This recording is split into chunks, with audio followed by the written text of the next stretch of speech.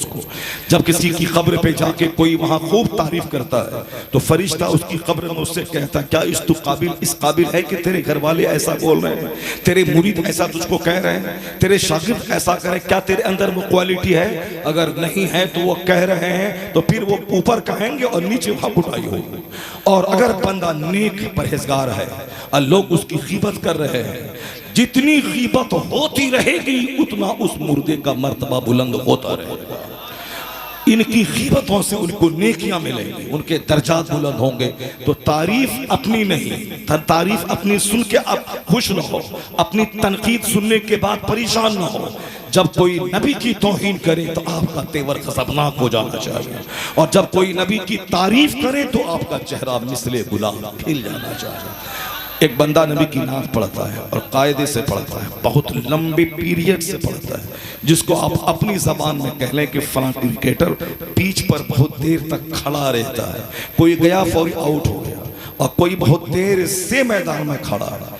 आप आज तकरीबन 30, 35, 40 साल से जो बंदा नबी की नात पढ़ता हो और पूरे हिंदुस्तान में नात पढ़ता हो और जबरदस्त ढंग से नात पढ़ता हो, नात को नात की तरह पढ़ता हो, इधर वो नात पढ़ रहे हैं, लोग परेशान हैं कि साहब असद भाई की तारीख मिल जाए। बहुत सारे लोग वो असद भाई की तारीख नहीं मिलती तो शिकायत करते हैं, और यहाँ मैंने देखा अभी कुछ लोग मोबाइल चला रहे हैं। बताइए, यहाँ नबी की नात हो रही है और एक हिंदुस्तान का एक जबरदस्त मद्दाह रसूल, एक बहुत बड़ा, जिसका हम तो कहते हैं कि नात पढ़ने वाले सारे अच्छे हैं, मगर जिस ऊंचाई पे ये फाइज हैं उस ऊंचाई का कोई दूसरा आदमी नजर नहीं आता। अल्लाह करे कि दूसरे, तीसरे, चौथे, 5 सब तैयार हो जाएं, लेकिन फिलहाल अभी तो इस ऊंचाई पे कोई दूसरा नजर नहीं आता हमको। जो शोहरत, जो इज्जत हम लोग आज 30 साल से देख रहे हैं, हम लोगों को लोग सलाम नहीं करते। असद भाई के पीछे आगे 10, 20, 50 लोग पड़े हुए हैं। हम लोगों का झोला कोई नहीं ढोता, इनका झोला एयरपोर्ट पे लोग ढोते हैं। अभी हम यहाँ से निकलेंगे, कोई मेरे साथ रूम तक नहीं जाएगा, इनके साथ 50 लोग रहेंगे। आखिर ये जो इज्जतें हैं, जिनके नाम पे मजमा होना, जिनके आगे पीछे 50-100 का घूमते रहना और साहब असद भाई करते रहना, हम लोगों को कोई नहीं पूछता, क्योंकि हम लोग नाटने वाले हैं, हम लोग हक बोलने वाले हैं। हम लोग बोलते हैं कि हराम है सोने के चैन, हटाओ खोलो। कोई पसंद करेगा ऐसा कि हजरत हमको डांटे? तुम अपने गले से चैन हटा दो, मुंह में गुटखा फेंक दो, सोने वाली चैन मत पहनो, वो चैन वाली घड़ी मत पहनो, अंगूठी मत पहनो, ऐसे पैर रखो, ऐसे कपड़ा पहनो, ऐसे स्नेह का बटन लगाओ, ऐसे नमाज पढ़ो, ऐसे बाल चोकर की तरफ मत रखो। कोई पसंद नहीं करेगा, सब भागेगा हमसे। तो यही डांटेगा, ऐसे करेगा, टोपी पहनेगा, ऐसे हाथ करेगा कि नहीं, ये डांट देंगे। तो इसलिए हम लोगों के आगे पीछे कम लोग जाते हैं, चूंकि ये डांट देगा ये आदमी। और असद भाई चूंकि नात सुनाते हैं, लोगों को मजा मिलता है, इसलिए 10, 20, 50, 100 आदमी की भीड़ लगी रहती है। कभी कभी हम लोग चाहते हैं असद भाई का नाम रहे पोस्टर, ताकि उनकी वजह से 50,000 लोग जमा हो जाएं।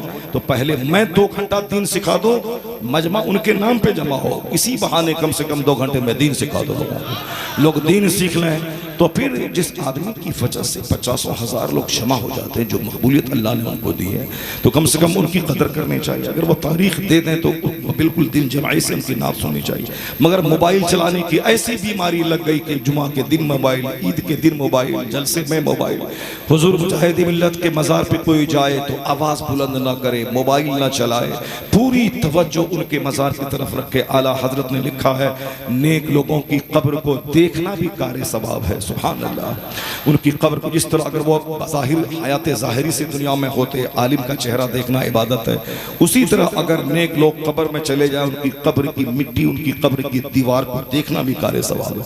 तो वहाँ जो सवाब का भंडार जहाँ से मिलता है, वहाँ मोबाइल लोग चलाते हैं, मोबाइल चलाते हैं। तकरीर सुननी चाहिए ताकि कौन सा जुमला आदमी के दिल में असर कर जाए, मोबाइल वहाँ चलाते हैं। मोबाइल से तुम 1 लाख तकरीर सुन लो, ताहिरुल क़ादरी की सुन लो, साकिब शामी की सुन लो, साकिब मुस्तफ़ाई की सुन लो। मोबाइल में सुनना और है, ऐसे रूबरू हो के 5 मिनट अगर गौर से सुन लिया तो 100 घंटे की तकरीर जो मोबाइल में सुना, उससे वो फायदा ना होगा जो रूबरू 5 मिनट सुनने से हो जाएगा।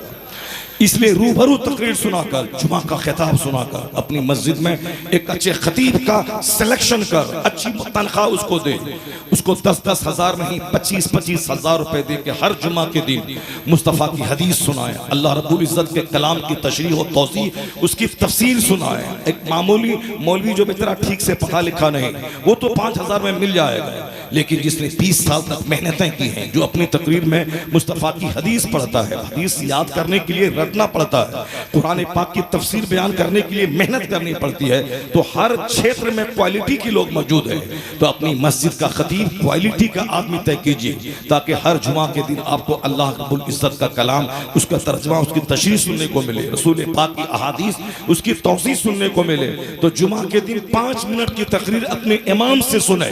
अब 50 घंटे की तकरीर मोबाइल में सुने।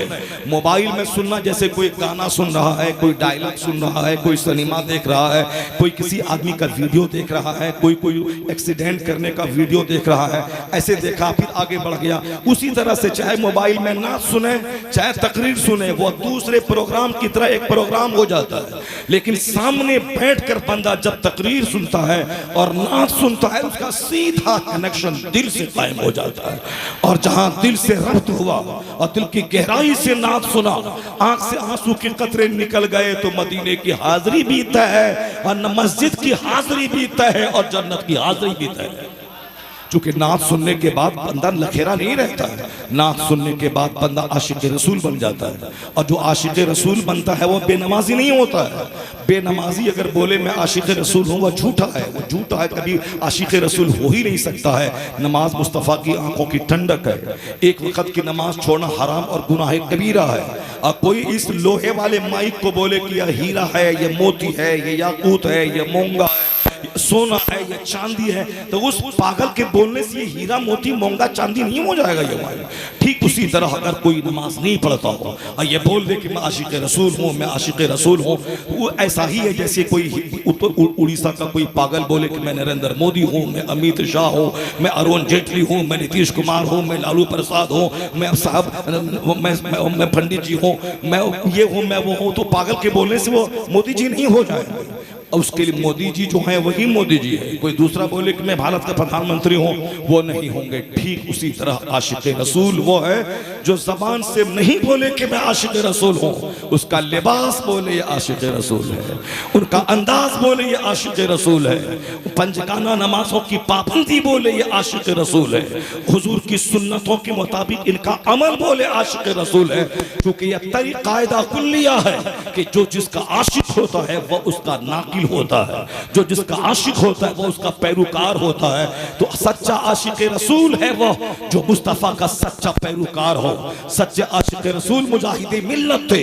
लिबास देखो तो वह लिबास जो सुन्नतों से सजा हुआ है, सर पे टोपी वो जो सुन्नतों से सजी हुई हो, बगैर सिली लुंगी जो सुन्नतों से सजी हुई हो, चलने का अंदाज निगाहें झुकी हुई जो सुन्नतों के मुताबिक हो, जो जाहिदाना जिंदगी गुजारे, है करोड़ों की प्रॉपर्टी मगर दिल मिस्कीन जैसा है। क्यों? मुस्तफा की दुआ थी, अल्लाहुम्मा अहयनी मिस्कीना व अमितनी मिस्कीना व अशुरनी फी सुमरतिल मसाकीन। मुस्तफा कायनात के मालिक को मुख्तार, मगर वो दुआ करते थे, इलाही मुझे मिस्कीन बना के जिंदा रख, मिस्कीनियत की हालत में मौत अता फरमा, मुझे मिस्कीनों के साथ मेरा हश्र फरमा। जन्नत का मालिक, कायनात के खजाने का मालिक वो कहता है मैं मिस्कीन हूँ, मुझे अल्लाह मिस्कीनियत की हालत में मौत दे दे। तो मुस्तफा का सच्चा दीवाना मुजाहिदे मिल्लत जो एक स्टेट का मालिक था, रऊफिया स्टेट का मालिक था, अरबों की प्रॉपर्टी थी, जिस तरफ निगाहें डालें उसकी जमींदारी थी, मगर मुस्तफा का ऐसा आशिक मिस्कीनियत उनके कपड़े से झलकती थी, उनकी बोली से झलकती थी, उनके लिबास से झलकती थी, उनकी अदाओं से झलकती थी। ये उनकी अदाएं बताती थी ये आशिक गौसुल वरा भी है, आशिक गैरुल वरा भी है। इश्क के लिए पैरवी जरूरी है, इश्क के लिए गुलामी जरूरी है, इश्क के लिए माशूक का अंदाज उसकी नकल करना जरूरी है। इसलिए सच्चा आशिक रसूल वह होगा जो जुल्फ रखेगा मुस्तफ़ा की तरह, जो लिबास पहनेगा मुस्तफ़ा की तरह, जो आंखों में सुरमा लगाएगा मुस्तफ़ा की तरह, खुशबू मलेगा मुस्तफ़ा की तरह, जो रास्ते से चलेगा निगाहों को झुका के मुस्तफ़ा की तरह। आजकल अक्सर बच्चे आवारा निगाह हैं और लड़कियां तो तबाह हो ही गई, उनको तो वो तो तबाह हो ही गई, उनका तो कुछ पूछना ही नहीं है। वो जब चलती हैं तो ऐसे जैसे कोई शिकार बाजार तलाश करते हैं। यानी आप देख लें, पहले ख्वातीन पहले मोटी चादर सर पे डाल के चलती थी, पहले ख्वातीन निगाहें नीचे रख के चलती थी, उनकी आधी बॉडी जमीन की तरफ झुकी रहती थी। ये एक इज्जतदार, इफ्फत माब, नेक खातून की अलामत है कि नेक खातून की कमर झुकी रहती है, नेक खातून की निगाहें जमीन पे गड़ी रहती है, नेक खातून अपने सर को दुपट्टा से सजा लेती है। ये औरतों की पहचान के औरतों का अगला हिस्सा नहीं, सर का हिस्सा झुका रहता है। और जो हया की वजह से, फरते हया की वजह से, और हदीस पाक में आया है कि आका अलैहिस्सलाम कानो अशद्दु हयाअन, यानी हुजूर एक कुंवारी लड़की जो पर्दे में बाहया होती है उससे ज्यादा बाहया मुस्तफ़ा जाने रहमत है अल्लाह समद। हुजूर इस्लाम की निगाहें कभी इधर उधर नहीं होती, हमेशा जमीन की तरफ मुस्तफ़ा की निगाहें गड़ी रहती थी। तो हुजूर फरमाते, हुजूर के बारे में हदीस में आया है कि जिस तरह अल अज़रा फी खिदरिहा, यानी जिस तरह कुंवारी लड़कियां पर्दे में इफ्फत माब और शर्मीली रहती हैं, मुस्तफ़ा जाने रहमत उससे ज्यादा बाहया थे अल्लाह समद। किसी के चेहरे पे निगाहें गाड़ के हुजूर देखते नहीं थे, बात करते भी थे सामने वाले से तो उनके चेहरे पे निगाहें गाड़ के बात नहीं करते थे, निगाहें नीची रहती थी। ये शर्म की बात है, हया की बात है। और अल अज़रा फी खिदरिहा, यानी कुंवारी लड़कियां पर्दे में। आजकल कुंवारी लड़कियां के देख लें हाल क्या होता है, हाथ में मल्टीमीडिया मोबाइल है, आप पीछे मर्दों की तरह जींस के पीछे वाले पॉकेट में मोबाइल रखना है। अब बिल्कुल साहब जैसे कोई बहादुर सीना तान के चलता है, उसी तरह से बहादुरी के साथ ये सीना तान के चलती है। सर पे न दुपट्टा है, न लगता ही नहीं कि मर्द है कि औरत है, बिल्कुल एक आवारा कुतिया की तरह जो शिकार को तलाश करे, इस छत पे उस छत पे इधर। ये खातून है, और जो वो खातून आएगी आपके निकाह में जिसको आप कहते साहब मॉडर्न खातून है, इस हाथ में आज तो पर्स भी रखने का रिवाज खत्म हो गया क्योंकि सारी नकल मर्दों की तरह हो गई। एक खातून की जो अलामत थी वो अलामत ही खत्म हो गई, उसकी तो बात ही मत कीजिए, वो चौपट हो गई, तबाह हो बर्बाद हो गई। तो अब इसी करोड़ों औरतों की भीड़ में एक इफ्फतमाब खातून कहां से लाएंगे जिसकी निगाहें झुकी हो, जिसके सर पे मोटी चादर हो, जो बोले तो बिल्कुल ऐसे जैसे कान में आवाज तक सुनाई न दे, जिनकी आवाज घर से बाहर सुनाई न दे। ये खातून कहां से लाएंगे आप? जब खातून नहीं आएगी तो बच्चा कहां से मुजाहिदे मिल्लत का गुलाम पैदा होगा? क्योंकि कुदरत का कानून है कि लीची के पेड़ से लीची फलती है, आम के पेड़ से आम फलता है, और साहब जैसी जमीन वैसी फसल पैदा होती है। कुदरत का कानून है कि हर इलाका अलग अलग पैदावार के लिए मशहूर होता है। उड़ीसा के लोग चाहे मैं सेब की खेती करूं, नहीं होगी सेब की खेती। अगर कश्मीर के लोग सोचें कि मैं उड़ीसा की तरह समंदर यहां पैदा करके मछली मारूं, कश्मीर के लोग मर जाएं एड़ी रगड़ कर, मगर कश्मीर में समंदर जारी नहीं होगा। कश्मीर में पहाड़ है, समंदर नहीं है। उड़ीसा समंदर के किनारे आबाद है, यहाँ पहाड़ कम है, यहाँ मछली की खेती है, यहाँ धान की खेती है। कश्मीर में जाफरान, सेब, अंगूर, अनार की खेती है। तो अलग अलग इलाका अलग अलग खेती के लिए मशहूर है। तो औरत मिसले खेत के है, औरत मर्द उसमें बीज डालने की मिसल है, और फिर वहां से फसल पैदा होती है।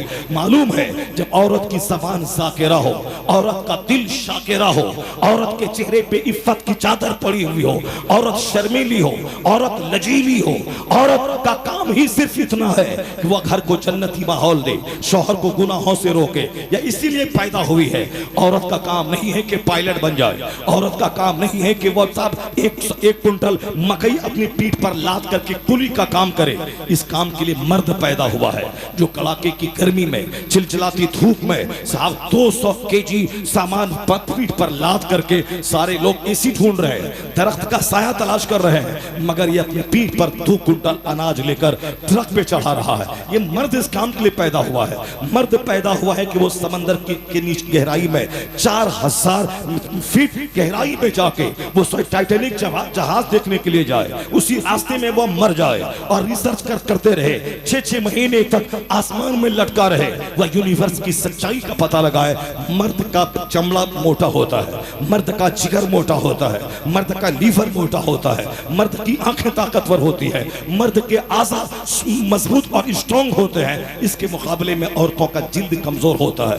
औरतों के चमड़े में दाढ़ी नहीं है क्योंकि उनकी जिल्द कमजोर है। औरतों के चेहरे पे दाढ़ी हो तो वो औरत ही नहीं रहेंगी, और मर्द अगर दाढ़ी मुंडा ले तो मर्द ही नहीं रहेगा, क्योंकि अल्लाह ने औरतों के चेहरे पे दाढ़ी नहीं दी है। उनका चेहरा बगैर दाढ़ी के अच्छा लगता है। अल्लाह ने मर्दों को दाढ़ी दी है, इसका चेहरा दाढ़ी के साथ अच्छा लगता है। अब अगर औरत के चेहरे पे दाढ़ी हो, वो औरत निस्वानियत के औसाफ से खाली है, वो बच्चा पैदा ही नहीं कर पाएगी, क्योंकि दाढ़ी होना ये उसके कह लें कि वो उनकी निस्वानियत के खिलाफ है, वो औरत ही नहीं है। उसी तरह मर्द अगर दाढ़ी मूंड ले तो इसकी कुव्वत मर्दानगी घटती जाएगी, इसकी कुव्वत मर्दानगी घटती जाएगी, इसकी ताकत का जौहर खत्म होता जाएगा। इसलिए हकीमों और तबीबों ने कहा है कि जो दाढ़ी मूंडे उसका बेटा मूंडे, उसका पोता मूंडे, पोते का बेटा मूंडे, 4 नस्ल हो गई, फिर उसके पोते का बेटा मूंडे, उस पोते का पोता मूंडे, 7 नस्ल तक जो लगातार दाढ़ी को मूंडे, 8वीं नस्ल हिजड़ों की पैदा होगी, 8वीं नस्ल नामर्दों की पैदा होगी। तो अभी 100 साल पहले तो हिंदू मुसलमान सब दाढ़ी रखते थे, ये तो जब से फिल्मी दुनिया का आगाज हुआ है उसके बाद से लोगों ने दाढ़ी मूंडना शुरू किया, हिंदुओं ने भी दाढ़ी मूंडना शुरू किया। यहाँ तक उसका पंडित जी भी दाढ़ी मोच करके वो छील करके वो धार्मिक बनता है। यानी कि कैसे लोग हैं उसके मानने वाले, पंडित जी उसको बोलता है जो रोजाना दाढ़ी छीलता है। हमारे यहाँ इस्लाम उस जबरदस्त मजहब मुहज्जब का नाम है। अगरचे मैं दाढ़ी मूंडता हूँ मगर मैं चाहता हूँ कि मेरा इमाम एक मुश्त से कम अगर दाढ़ी किया उसके पीछे नमाज नहीं होगी। यही फर्क है उसमें। वह चाहे चोर को पंडित मान ले, वह डकैत को पंडित मान ले, वह शराबी को पंडित मान ले, वह दाढ़ी मुंडे को पंडित मान ले, वह ज़िनाकार को पंडित मान ले, और फर्क है हम में उसमें यही कि मैं अगरचे बुरा हूं मगर मेरा इमाम का लिबास सुन्नतों मुताबिक हो, इमाम की दाढ़ी सुन्नत के मुताबिक हो, इमाम का कैरेक्टर हो। यही फर्क है उनमें। वो जिसको चाहे पंडित मान ले मगर मैं जिसमें क्वालिटी हो, जो मुस्तफा का गुलाम होगा वही मेरी मस्जिद का इमाम होगा। ये फर्क है हमारी सोच में और काफिरों की सोच में। मर्द वो होते जिसके चेहरे पे दाढ़ी हो, मर्द वो है जो सुन्नत मुस्तफ़ा का आईनादार हो, मर्द वो है जो मर्दों की तरह कपड़ा पहने, औरतों की तरह कपड़ा ना पहने। कपड़े का भी असर होता है। कपड़े लाल रंग का कपड़ा मर्द ना पहने, लाल रंग का कपड़ा औरतें पहने। अगर मर्द पहनेंगे तो उस लाल रंग जो निगेटिव रेस जो निकलती है वो कुव्वत मर्दानगी के लिए घातक है, वो कुव्वत मर्दानगी के लिए घातक है। मर्द की कुव्वत मर्दानगी में इजाफा करता है सफेद कपड़ा, मर्द की कुव्वत को बढ़ाता है सफेद कपड़ा।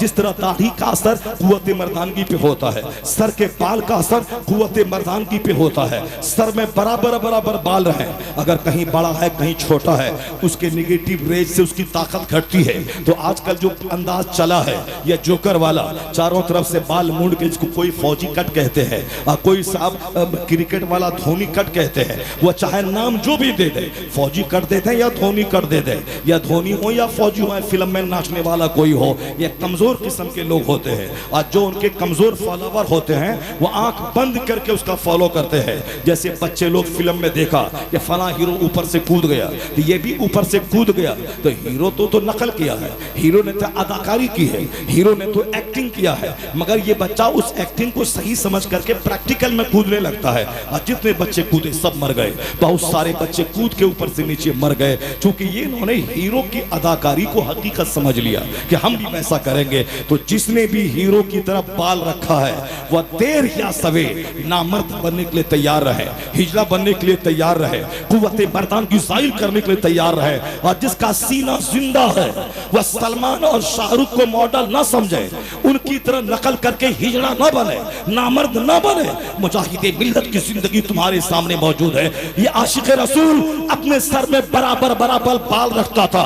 आला हजरत सुन्नत के मुताबिक हिनाई जुल्फ रखते थे। तो जो जुल्फ रखेगा, जिनके सर में बराबर बाल रहेगा, उसकी कुव्वत मर्दानगी में इजाफा होगा। सुरमा मर्दानगी की ताकत को बढ़ाता है। सर में तेल लगाना सुबह शाम कुव्वत मर्दानगी को बढ़ाता है। आंखों में सुरमा लगाना बीनाई को बढ़ाता है। और दाढ़ी रखना जवामर्दी को बढ़ाता है। सफेद कपड़ा जवामर्दी को बढ़ाता है। दाढ़ी रखना जवामर्दी को बढ़ाता है। मोछ रखना मोछ को थोड़ा पस्त रखना ये मर्दानगी को बढ़ाता है। ये मोच को बहुत सारे मर्द मोच मूंड के औरत बनना चाहते हैं, बहुत सारी औरतें जिनसे पहन के मर्द बनना चाहते हैं, बहुत सारे मौलवी भी ये मोच मूंडते हैं और चेहरा ऐसा लगता है जैसे चेहरे का मुसला हो गया हो, चेहरे का रंग बिगाड़ दिया हो, चाहे वो जिस तहरीक से जुड़ा हुआ आदमी रखे। एक तरफ तबलीगी जमात का आदमी या मोच मूंडता ही था और दूसरी तरफ सुन्नियत के नाम पे दो चार जमातें निकल गई है। ये लोग भी मोच मूंड कर अल्लाह ने मर्द बनाया था, ये हिजड़ा बनना चाहते हैं।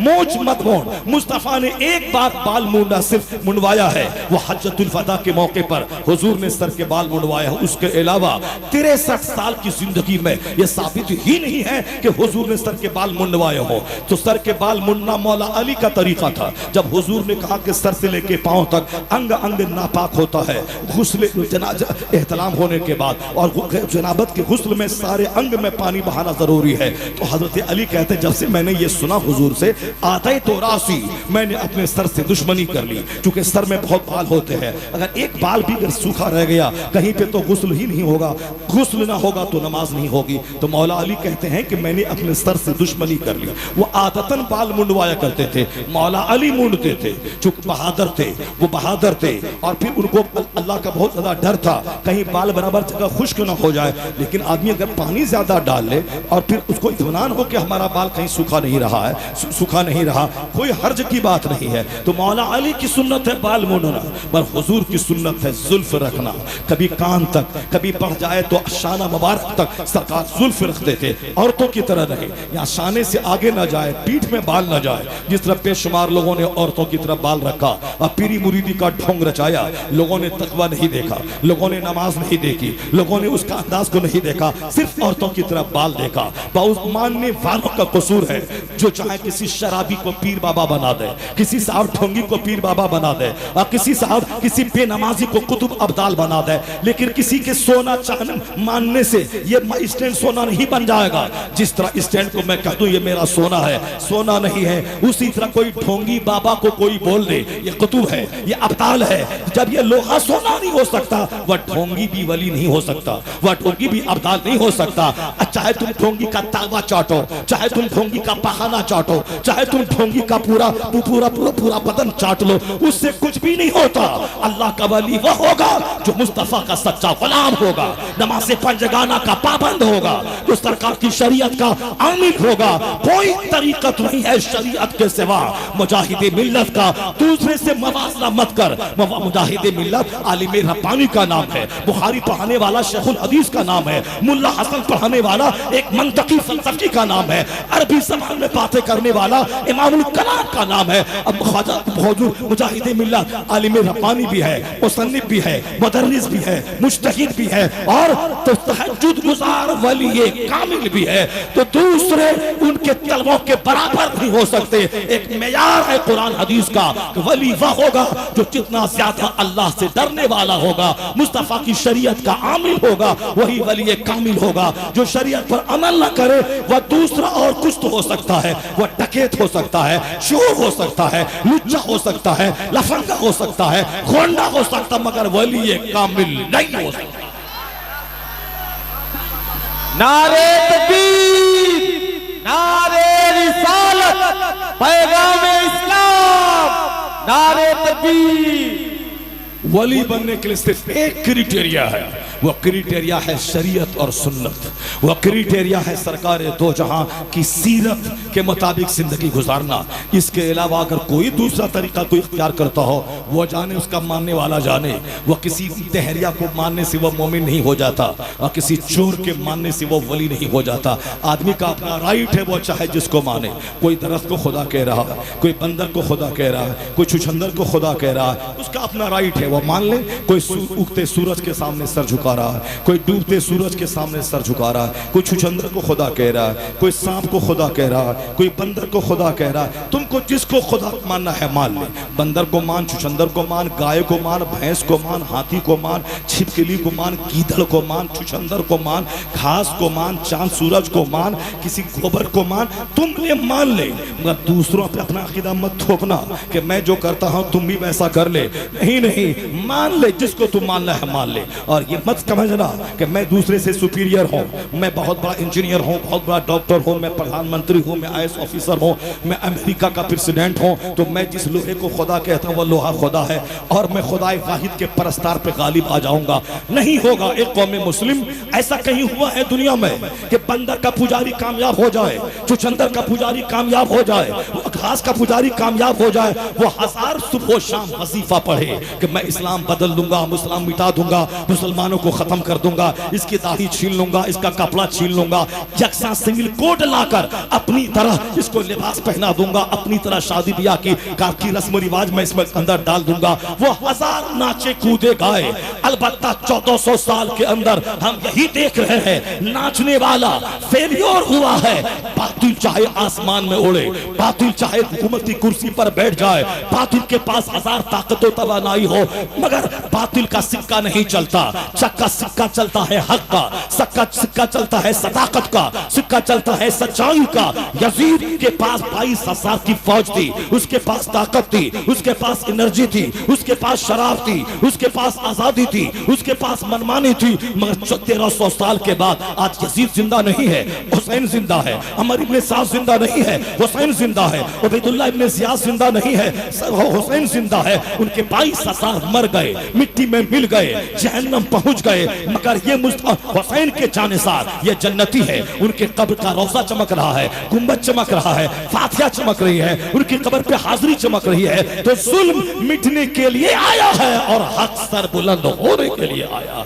चाहे वो 1000 नाचे कूदे, वह जंगल का पुजारी कामयाब होगा, कीदर का पुजारी कामयाब होगा, चुचंदर को खुदा कहने वाला कामयाब होगा नहीं, खुदाए वाहिद का परस्तार पहले भी कामयाब था, आज भी कामयाब है, कयामत तक कामयाब रहेगा। चाहे 1000 जालिम नाचे कूदले, इस्लाम दबने नहीं आया है। जिस कदर दुश्मन बढ़ता जाएगा, इस्लाम की सच्चाई का चेहरा निकलता चला जाएगा। जिस कदर वो मुस्तफा की दुश्मनी करते जाएंगे, इस्लाम के मानने वालों की तादाद में इजाफा होता चला जाएगा।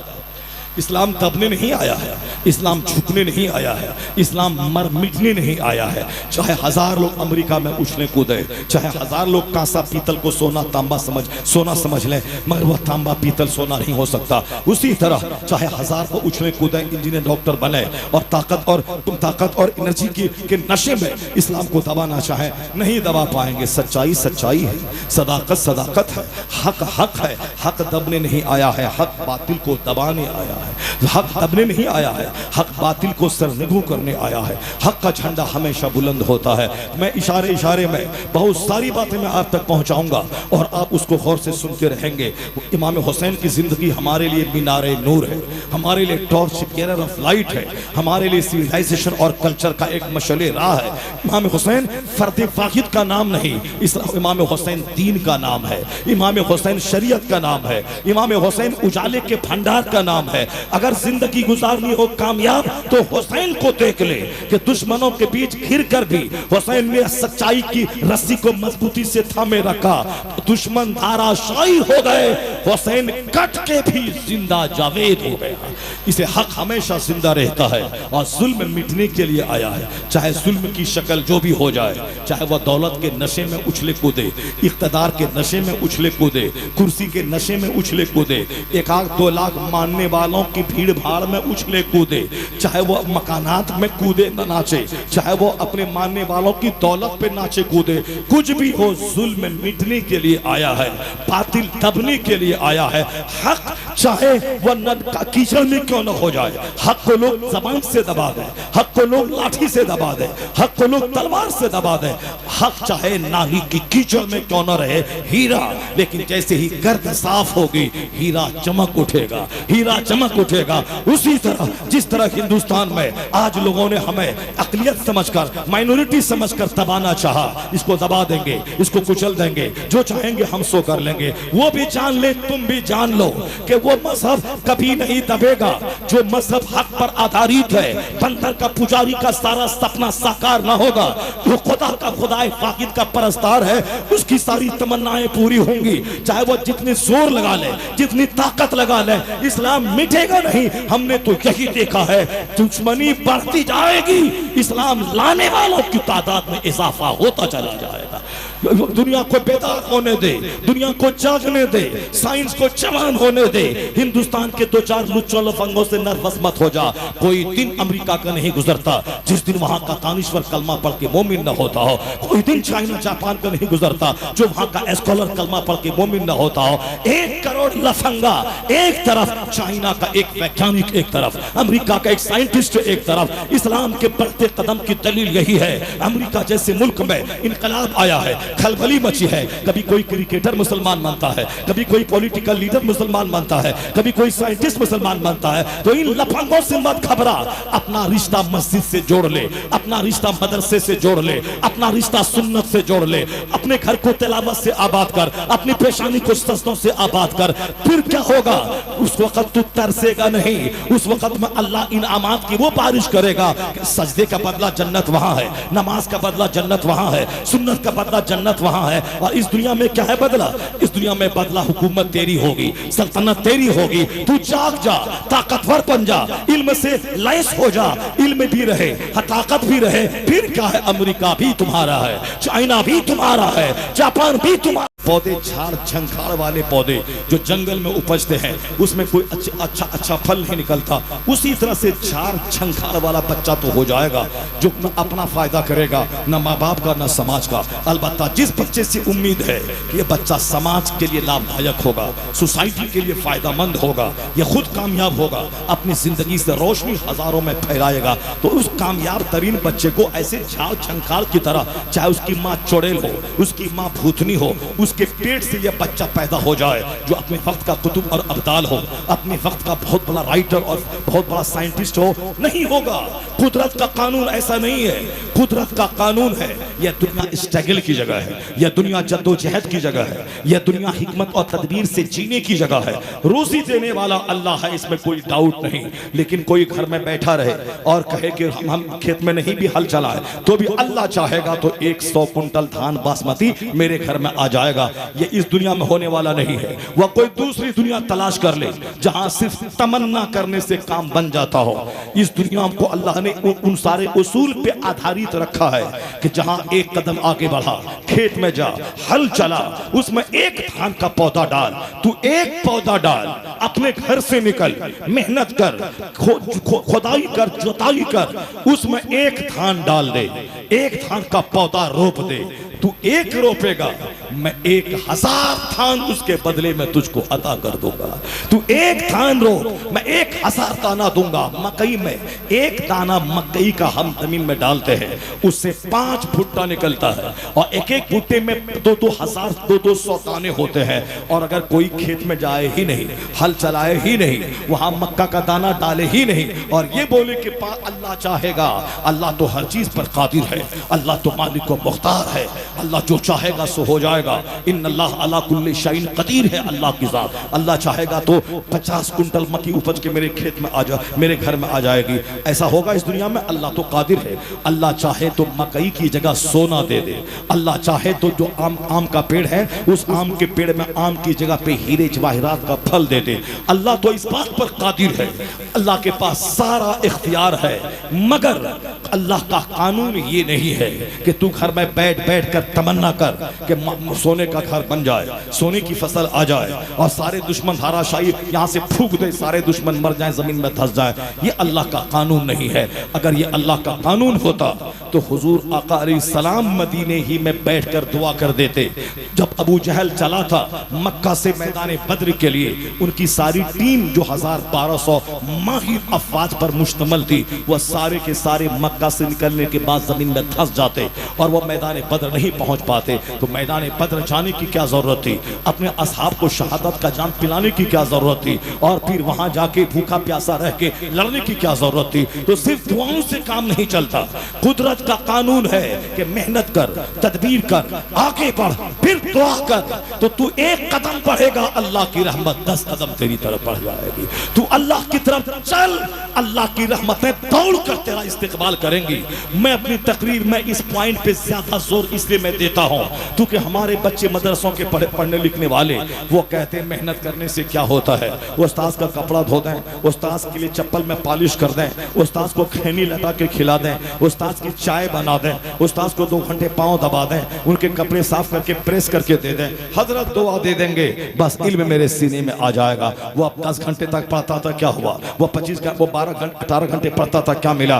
दुआओं से सब मिल जाता है। ये इसकी एक धारणा दिमाग में बैठ गई, जबकि उसको ये सोचना चाहिए कि पाँव दबाना सवाब है, नेकी मिलेगी, कपड़ा साफ करना सवाब है, नेकी मिलेगी, प्रेस करना सवाब है, नेकी मिलेगी, आपका खैनी बनाना कोई सवाब नहीं है, वो चाय बनाना, क्या चाय बना के खिलाना कार्य सवाब है, तो चलो उसको नेकी मिलेगी। लेकिन जब तक वो किताब पढ़ेगा नहीं, उस वक्त तक वो इल्म सीने में नहीं जाएगा। सवाब मिलेगा, आखिरत में काम आएगा, दुनिया में भी बेशुमार मुसीबतों से बच जाएगा।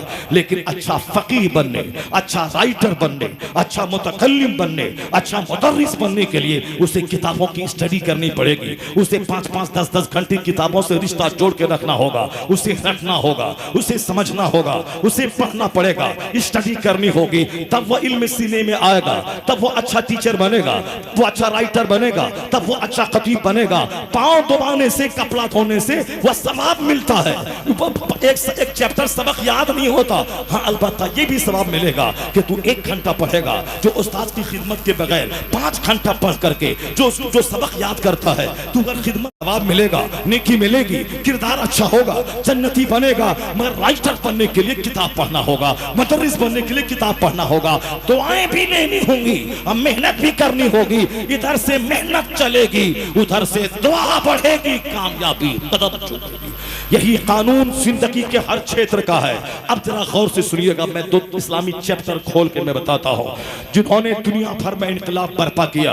वो है कबीला कुरैश, वो है अरब का वो कबीला जहाँ के लोग इतने जबरदस्त ताकतवर थे कि हुजूर के गुलामी में आने के बाद उन लोगों ने इस्लाम का ऐसा काम किया कि उस सरकार के विसाल के बाद इस्लाम का कदम पीछे नहीं हटा, आगे बढ़ता ही रहा।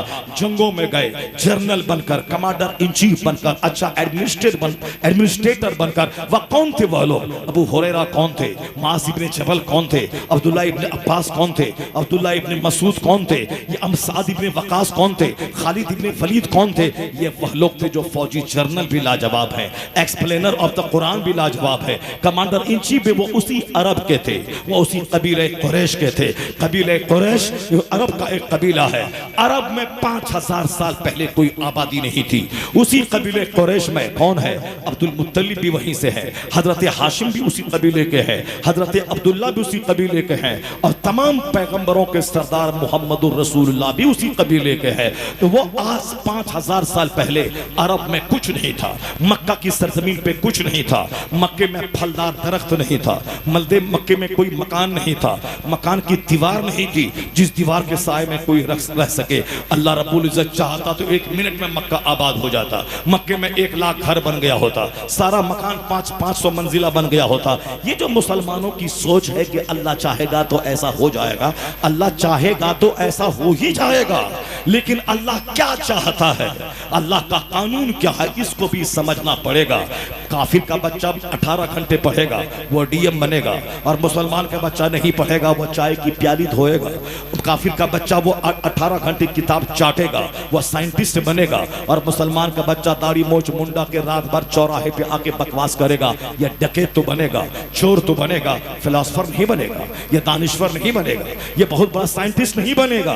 तो इस दुनिया का कानून है, जो दरख्त लगाएगा, दरख्त की हिफाजत करेगा, वही उसका फल खाएगा। जो बरसात के मौसम में रोपाई करेगा, वही अखर में वो धान अपने घर में लाएगा। जो यहाँ 8 घंटे 12 घंटे दुकान में बैठेगा, वही बिजनेस में कामयाब होगा। और जो बिजनेस के नए नए मेथड पे गौर करेगा, जो सिर्फ खैनी लेके बैठ जाएगा, वह दिन भर में 500 कमाएगा, और जो दवाई लेके बैठ जाएगा वह दिन भर में 5 लाख कमाएगा। और साहब जो जो पढ़ेगा नहीं, वो चपरासी बनेगा, 2500 रुपये महीना कमाएगा। और जो पढ़ा लिखा इसको प्रोफेसर बना, कॉलेज कॉलेज का, वह 2.5 लाख रुपए महीना कमाएगा। जो कुछ नहीं पढ़ा चपरासी बनेगा, और जो 18 घंटे पढ़ा वह डीएम बन के एक डिस्ट्रिक्ट का मालिक बन जाएगा। अब वह एक काफिर का बच्चा वो डीएम बन गया। अब ये 1000 कुरान पढ़ता रहे, हदीस पढ़ता रहे, मस्जिद में 24 घंटे सजदा करता रहे, बोले या अल्लाह डीएम बना दे, या अल्लाह हमें एसपी बना दे, या अल्लाह हमें बहुत बड़ा हिंदुस्तान का प्रधान हाकिम बना दे, यहाँ का बहुत बड़ा मंत्री बना दे। बोलने से नहीं होगा, बोलने से नहीं होगा। जिस तरह आज मुसलमान दुआ कर रहे हैं हिंदुस्तान में मुसलमान की हुकूमत दोबारा कायम हो जाए, मुसलमान दोबारा आ जाए। 1000 साल तक हमारे बाप दादाओं ने सल्तनत की है, आज हम हाशिए पे चले गए। कोई भी काफिर हमको डराता है, धमकाता है, और हमारा बच्चा ढोल बजा के उसको धमकाता है। वो हमें मिसाइल दिखला रहा है, वो हमें लाठी की ट्रेनिंग दिखला रहा है, वो हमें अपनी मेहनत दिखला रहा है कि जब वक्त आए तो मैं इससे काम लूंगा। लाठी तो हिंदुस्तान में सही है, मैं अगर गन रखूं तो लाइसेंस चाहिए, लाठी के लिए कोई लाइसेंस नहीं चाहिए। अब वो लाठी लेके स्कूल में ट्रेनिंग दे रहा है, वो लाठी खेल रहा है, वो कराटा खेल रहा है, और मुसलमानों का बच्चा पबजी खेल रहा है, मुसलमानों का बच्चा साहब वो ड्रामा कर रहा है, मुसलमानों का बच्चा वो खैनी खा रहा है, मुसलमानों का बच्चा गुटखा खा रहा है, मुसलमान का बच्चा सिगरेट में 100, 200, 500 रुपए हर दिन बहा रहा है। अब जब उनका इनसे मुकाबला होगा तो फिर वो तो एक कराटे में इसको धंसा देगा, वो एक लाठी में इसको साफ पहुंचा देगा, अड्डे में इसका गाल चिपका हुआ है।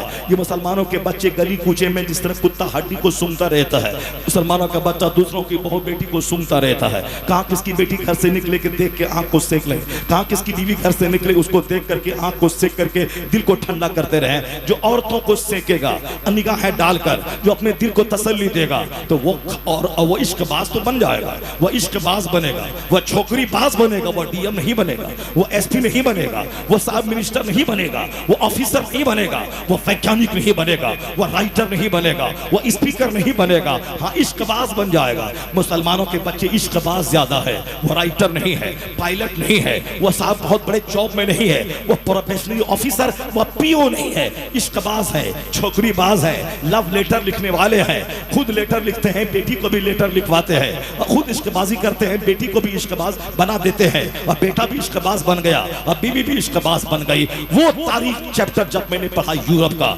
एक फैमिली का एक नौजवान जब कंपनी से काम करके शाम में आया और रात में लिबास बदल के नाइट क्लब जाने लगा, तो जवान बहन उसके सामने आ गई। कहाँ जा रहे हो? कहा नाइट क्लब। कहा तेरी जवान बहन घर में है। कहा नाइट क्लब, किस शिकार की तलाश में जा रहे हो? तुम्हारी जवान बहन घर में है। तो फिर उन्होंने वो अब नाइट क्लब का ड्रेस उतारा, अपने ही घर में अपनी जवान बहन के साथ रात भर मुंह काला करता रहा। उसके बाद क्या बोल रही है उसकी जवान बहन बोल रही है कि अब्बू जी के मुकाबले में तेरी ताकत कमजोर है, यानी तेरे पास कुव्वत मर्दानगी की कमी है। अब लड़का क्या बोलता है? हाँ, यही बात तो अम्मी भी बोल रही थी, ये बात तो अम्मी भी कह रही थी, अम्मी भी कह रही थी कि तुम्हारी ताकत अब्बू के मुकाबले में कम है। क्या मतलब यह निकला वो जानवरों का घर। माँ अपने बेटे से मुंह काला करती हो, बाप अपनी बेटी से मुंह काला करता हो, बहन अपने भाई से मुंह काला करवाती हो, और भाई अपनी बहन से मुंह काला करवाता हो। यानी पैसा चाहिए, नोट चाहिए। वह नोट क्या करेगा? तुझ में और कुत्ते में क्या फर्क है? जिसके घर में इज्जत ना हो कि बहन की इज्जत क्या है, माँ की इज्जत क्या है, बेटी की इज्जत क्या है। तेरे उस मकान में आग लग जाए, तेरी उस गाड़ी में कीड़े पड़ जाए, तेरी इस जिंदगी में लानत हो जिस जिंदगी में इज्जत ना हो, न माँ की इज्जत, न बहन की इज्जत, न औलाद की इज्जत। जहाँ सेनाकारी आम हो, वो वहाँ की दौलत किस काम की, वहाँ की कामयाबी किस काम की, वहाँ का मकान किस काम का। ये है कुफ्र, जहाँ सारी हदों को फलांकर, इज्जतों को लूटा के सिर्फ चंद पैसे कमाना उसे कामयाबी करार देता है। कामयाबी वो नहीं है जहाँ अक़दार हो, मॉरल वैल्यूज हो, जहाँ ह्यूमैनिटी हो, जहाँ आत्मीयत हो, जहाँ तकवा हो, जहाँ किरदार की बुलंदी हो, जहाँ हया हो, जहाँ शर्म हो, जहाँ इज्जत हो, वो कामयाबी है। मकान में रहने वाला ज़नाकार वह दोनों जहान में तबाह है, और किराए के घर में रहने वाला अगर मुत्तकी है, इतना बुलंद है कि इंसान को इंसान आसमान का फरिश्ता उससे मुसाफा करने उसकी झोपड़ी में आता है। असर फैलूस अक़दार का है। दुनिया में अगर आज फैलूस बच रहे हैं, इस्लाम का एहसान है। हया बच रही है, इस्लाम का एहसान है। वरना सारे लोगों ने तो फैसला कर ही लिया है, माल कमाओ, चाहे बेटी की आबरू लूटे कोटा में, चाहे बेटी की इज्जत लूटे बीदर में, चाहे बेटी की आबरू लूटे शाहीन एकेडमी में, चाहे बेटी की आबरू लूटे भोपाल में। कुछ नहीं, ये सब चलता रहता है, चलता रहेगा। ये अपना मन का मामला है। भूख लगी रोटी खा लिया, प्यास लगी पानी पी लिया, अब बदन में भूख लगी किसी अपने साथी के साथ सेक्स कर लिया। इसकी वजह से डीएम बनने से बचाई मेरी बेटी। सेक्स कर लिया, भूख लगी खाना खा लिया, प्यास लगी पानी पी लिया, अब बदन में आग लगी अपने साथी के साथ सेक्स कर लिया। तो ये चलता रहता है, चलेगा। मगर मेरी बेटी डॉक्टर बनेगी, मेरी बेटी डीएम बनेगी, मेरी बेटी आईएएस ऑफिसर बनेगी, मेरी बेटी यूपीएससी कंप्लीट करेगी।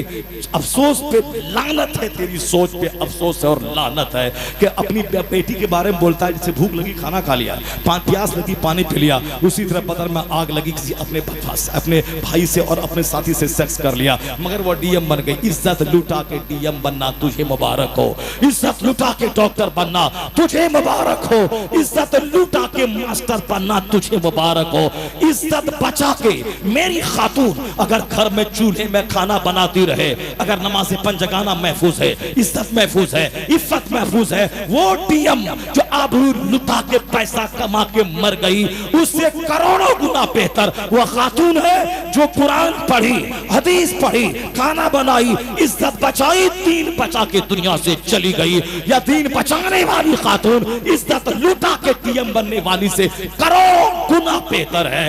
वो अपने घर में घास खाने वाला कुत्ता और घास खाने वाली कुतिया पाखाना चाटने वाले कुत्ते से करोड़ों गुना बेहतर है। इस इज्जत लुटा के डीएम बनना कमाल नहीं, इज्जत बचा के डीएम बनना ये कमाल की बात है। इसलिए एक कौम मुस्लिम अपनी बेटी को उन काफिरों की तरफ फॉर्मूला बना के कि नहीं भूख लगी खाना खा लिया, प्यास लगी पानी पी लिया, बदन में सेक्स की आग लगी साथी से बुझा लिया, ये तो चलता रहेगा, मगर डीएम बनेगी बेटी, डॉक्टर बनेगी बेटी, यह सोच लोगों की हो गई है। एक बारात आई यूरोप में, उसमें 50 औरतें थी बस में, और सारी औरतें समंदर के किनारे जब बस रुकी, समंदर के किनारे कूद गईं, उसके बदन पे एक धागे के बराबर भी कोई कपड़ा नहीं था, सारी औरतें नंगी थी। यानी यह है डेवलपमेंट, यह है तरक्की, यह है तरक्की जिस नंगेपन को तरक्की का नाम दिया है। तुम भी उसी रंग में रंगेगा, नंगेपन को तरक्की का नाम देगा। तेरा बेटा अब आजकल पहनने लगा है, क्या पहनने लगा है? हाफ पैंट पहनने लगा है। यहूद और नसारा की गुलामी में हाफ पैंट पहनना और हाफ पैंट पहन के सुबह टहलना और हाफ पैंट पहन के अपने बच्चे को स्कूल भेजना, हाफ पैंट पहन के मार्केटिंग और शॉपिंग करना, ये हमने यहूदियों से सीखा है, नसरानियों से सीखा है। सबसे खूबसूरत लिबास है लुंगी, ढीला ढाला लिबास है। लुंगी में बदन की सेफ्टी है, लुंगी में बदन को आराम मिलता है। चुस्त जीन्स पहन ले उसको जल्दी बीमारियां पैदा होंगी। आजकल स्किन डिजीज बढ़ता जा रहा है, पेश बदन हाथ के नोचने की बीमारी बहुत बढ़ रही है। यह तंग और चुस्त लिबास पहनने का नतीजा है। सबसे कामयाब तरीन लिबास है ढीला ढाला लिबास, कॉटन का लिबास, सूती का लिबास। और यह लुंगी पहनना हुजूर की सुन्नत है, सरकार दो जहां की सुन्नत है। और जो सुन्नत हो मुस्तफ़ा की उसमें फायदा ही फायदा है, हुस्न ही हुस्न है, खूबसूरती ही खूबसूरती है। चारों तरफ बाल मूंडने वाले को लगता है चुचंदर की तरह, और जब पूरे सर में लंबा बाल रखे उसका चेहरा हसीन लगता है, खूबसूरत लगता है। जो सर पे तेल न लगाए उजड़ा उजड़ा सा चेहरा लगता है, जो खूब तेल लगाए उसके चेहरे का हुस्न बढ़ जाता है, जो आंखों में सुरमा लगाए उसका हुस्न बढ़ जाता है, जो अपने सर पे कंघी करे उसका हुस्न बढ़ जाता है। तो सुन्नतों पे अमल में जन्नत वहां मिलती है, हुस्न यहाँ मिलता है, खूबसूरती यहाँ मिलती है, सेहत यहाँ मिलती है। उसी तरह लिबास में सरकार दो जहां ने ढीला ढाला लिबास पहना, लुंगी पहनी। हुजूर ने पायजामा को पसंद किया है, पर पायजामा सरकार ने कभी पहना नहीं है, यह हदीस से साबित नहीं है। आका अलैहिस्सलाम ने पायजामा खरीदा है लेकिन पहना है यह साबित नहीं है। अलबत्ता यह है कि हुजूर ने आदतन हमेशा लुंगी आपने पहनी है, तो लुंगी मुसलमान पहनता था। आज देखा देखी मारवाड़ी लुंगी पहन रहे हैं, सिंधी लुंगी पहन रहे हैं, क्योंकि दिन भर पैंट और शर्ट पहन के वह दुकान में रहा। अब वहां से घर आने के बाद उन्होंने बगैर सिली हुई लुंगी पहनी ताकि बदन को रिलैक्स मिल जाए। तो हमारा लिबास हमारा लिबास मारवाड़ी ले लिया, हमारा लिबास सिंधी ले लिया, हमारा लिबास साहब वो गैर मुस्लिम ले लिए, और हमने उसका हाफ पैंट ले लिया, हमने उसकी चड्डी ले ली। अब यह यहूद और नसारा की सच्ची गुलामी का सबूत हमने दिया कि हम तुम्हारे गुलाम हैं, तू जो जो पहनेगा वो पहनूंगा। आज देखा औरतों को एयरपोर्ट पे साहब वो एक तो चड्डी हाफ पैंट है और एक चड्डी है, जिसको देखने के बाद दोबारा निगाहें उठाने को जी नहीं चाहता। अचानक सामने नजर पड़ गई तो ऐसा लगता है कि लिबास ही नहीं पहनी है। वो अरबपति की बेटियां हैं, माल बढ़ता जाता है, लिबास घटता जाता है। जहां शर्मो हया सब कुछ मिट जाए, आने वाले दिनों में जो बच्चे उसके पैदा होंगे, जो हाफ पैंट पहन के छबेला बनना चाहता है और जो चड्डी पहन करके फाहिशा बनना चाहती है, ये दोनों जब आपस में मिलेंगे, उससे जो बच्चा पैदा होगा वो बच्चा कैसा पैदा होगा? उसके तसव्वुर से दिमाग कांप जाता है। 50 साल पहले तो मेरे बाप दादा अच्छे थे, दीनदार थे, नेक थे, उसके बावजूद आज बच्चे उजड़े उजड़े से, समाज नाअहलों से भर रहा है। जो आज के नाअहल हैं, इनकी औलाद कैसी होगी? इनकी औलाद ऐसी होगी कि उससे पहले बंदा मौत की तमन्ना करेगा। हदीस में आया है कि आखिर ज़माने में लोग कब्रिस्तान दौड़ेंगे और कहेंगे कि काश मैं मर गया होता ताकि जिंदा ना रहता, ऐसा मंजर देखने को ना मिलता, मैं इस कब्र में होता, मर गया होता। मौत की तमन्ना कोई करता नहीं है जल्दी, मौत मरना कोई चाहता नहीं है, लेकिन ऐसे हालात बन जाएंगे समाज सोसाइटी के कि लोग कब्रिस्तान दौड़ के तमन्ना करेंगे कि काश मैं मर गया होता ताकि मैं इस कब्र में होता। ये मंजर समाज का देखने को नहीं मिलता। वह वक्त करीब आ रहा है। अभी तो चड्डी पहनी जा रही है, आने वाले 5 साल के बाद चौराहे पे ज़नाकारी होगी कुत्ता कुतिया की तरह, कोई बोलेगा नहीं। जैसे आज चड्डी पहनने वाले को कोई बोला फौरन जेल, खबरदार ये रस्टिक है, ये देहाती है। अरे मौलाना, तुमने जदीद तहजीब के खिलाफ बोला है, तुमने आज़ादी के खिलाफ बोला है, इजहार राय की आज़ादी के खिलाफ तुमने बोला, चलो जेल की सलाखों में। नमाज की बात करो तो जेल जाओ, साहब सच्चाई की बात करो तो जेल जाओ। वो रेलवे स्टेशन पे मस्ती करे, चूमा चाटी करे, पुलिस वाला देखता है मजा लेता है, कोर्ट वाला देखता है मजा लेता है, कोई नहीं बोलता। लेकिन उसी जगह मैं मुसल्ला बिछा के मैं जोहर की नमाज पढ़ने लगता हूँ, पुलिस वाला बोलता ये मस्जिद है क्या, ये नमाज पढ़ने की जगह है क्या, ये स्टेशन है, ये मुसाफिर की जगह है, नमाज पढ़ने के लिए मस्जिद जाइए। वो तो तमाचा 2-4 जूता मारे उस पुलिस वाले की मुंह पे, बदतमीज, बेहया बदतमीज। वो चुमा चाटी वहां कर रहा है, वो लड़की कर रही है, जिससे लोगों का दिमाग खराब हो रहा है, बदन में आग लग रही है, लोग सेक्सी बन रहे हैं। तो उसको तो रोक कि जो काम पर्दे का था वो सबके सामने क्यों कर रहा है। यह स्टेशन है, ये मुसाफिर की जगह है, ट्रेन आएगी जाएगी, मुसाफिर उतरेंगे चाहेंगे, ये काम वो चुमा चाटी की नहीं है। मगर वहां तुम दिलचस्पी के साथ देख रहा है, तेरा पुलिस वाला देख रहा है, तेरा कचहरी वाला देख रहा है, शर्म गैरत और हया सबका जनाजा उड़ गया। ऐ नई तहजीब, तेरे सर ही इसका खून है। ईमान बचाना कितना मुश्किल है। जहां ज़िना करो तो कोई रोकने वाला नहीं, और नमाज पढ़ो तो 10 लोग रोकते हैं। ये मुसाफिर में से चंद बंगाली, ये बेहया और बेशरम, ये बोलता है कि वुजू करता है यहाँ बेसिन में, ये पांव धोने की जगह है, वो कुत्ता उस बेसिन में थूकता है, उसमें नाक का नेटा साफ करता है। वो बंगाली कुत्ते को मैंने देखा है, उसमें वो गुटखा खा के पाखाने से ज्यादा बदबूदार उस बेसिन को बनाया है, लेकिन उसमें मैं वुजू करता हूँ, मैं पाक साफ हूँ, मेरे पाँव में धूल तक नहीं लगी है। क्योंकि हमें नमाज पढ़ने से पहले वुजू करना है, चाहे पाँव साफ क्यों न रहे, उसको धोना है। ये साफ सुथरा पाँव उस बेसिन में डाल के, कभी अगर बोतल नहीं रही और पानी उससे नहीं निकाल पाया, उसी में पाँव डाल के धो लिया। ये बहुत, हिंदुस्तान में तो बहुत सारे लोग रहते हैं, मराठी भी रहते हैं, गुजराती भी रहते हैं, बिहारी भी रहते हैं, मगर ज्यादातर जिन लोगों ने हमें टोका है, हमें बोला है, उनमें से 90% वो बंगाली मिला है। वो बंगाली भूत माछ भात खाने वाला, वो वहाँ नेटा बलगम दे रहा है, वहाँ गुटखा खा रहा है, वहाँ साफ पाखाने की तरफ बदबू, वह सब उसमें उल्टी लोग कर रहे हैं। जबकि उल्टी और पखाना दोनों एक समान होता है। उल्टी अगर किसी के बदन में जरा सा भी लग जाए, कपड़ा नापाक हो जाता है, क्योंकि उल्टी भी पेट से दाना निकलता है और पखाना भी पेट से निकलता है। तो उल्टी भी पखाने की तरह ही वह नापाकी होती है। वह कै मुंह भर कै निकल जाए तो वजू टूट जाए, और साहब कै का जहाँ भी उसका हिस्सा लग जाए, कपड़ा नापाक, बदन नापाक, उसको धोना जरूरी होता है जहाँ जहाँ वो लगे, क्योंकि वह मिस्र पखाना के होता है। उस बेसिन में उल्टी कर दिया, कोई बोलने वाला नहीं है। अरे उल्टी क्यों कर दिया, ये तो हाथ धोने की जगह है, मुंह धोने की जगह है। वजू करो तो कयामत आ जाती है, वजू करो। इसलिए तो मैं कहता हूँ, ए मुसलमान, तुम, एक आदमी वजू करता है तब ना वो उसको बुरा लगता है। एक डब्बे में 50 मुसलमान है और तुम सब मिल के वजू कर और तुम सब मिल के नमाज पढ़, उसकी नानी मरे कि तुझको रोक पाए। मैं कहता हूँ 40 करोड़ मुसलमानों की बेटियां वह हिजाब पहन ले, F-47 से उतना डर नहीं लगेगा जितना हमारी बहन का निकाब उसके सीने को हिला देगा।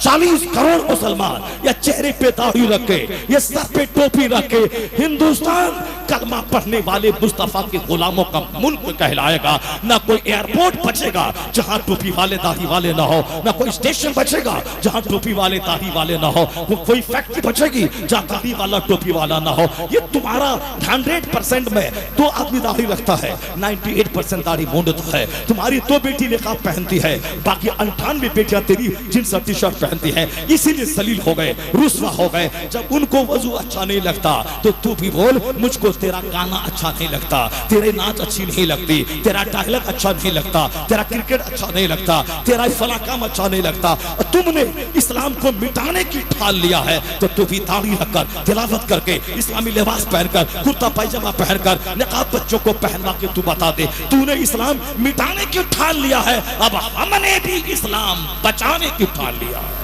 अब हमने भी इस्लाम बचाने की ठान लिया है।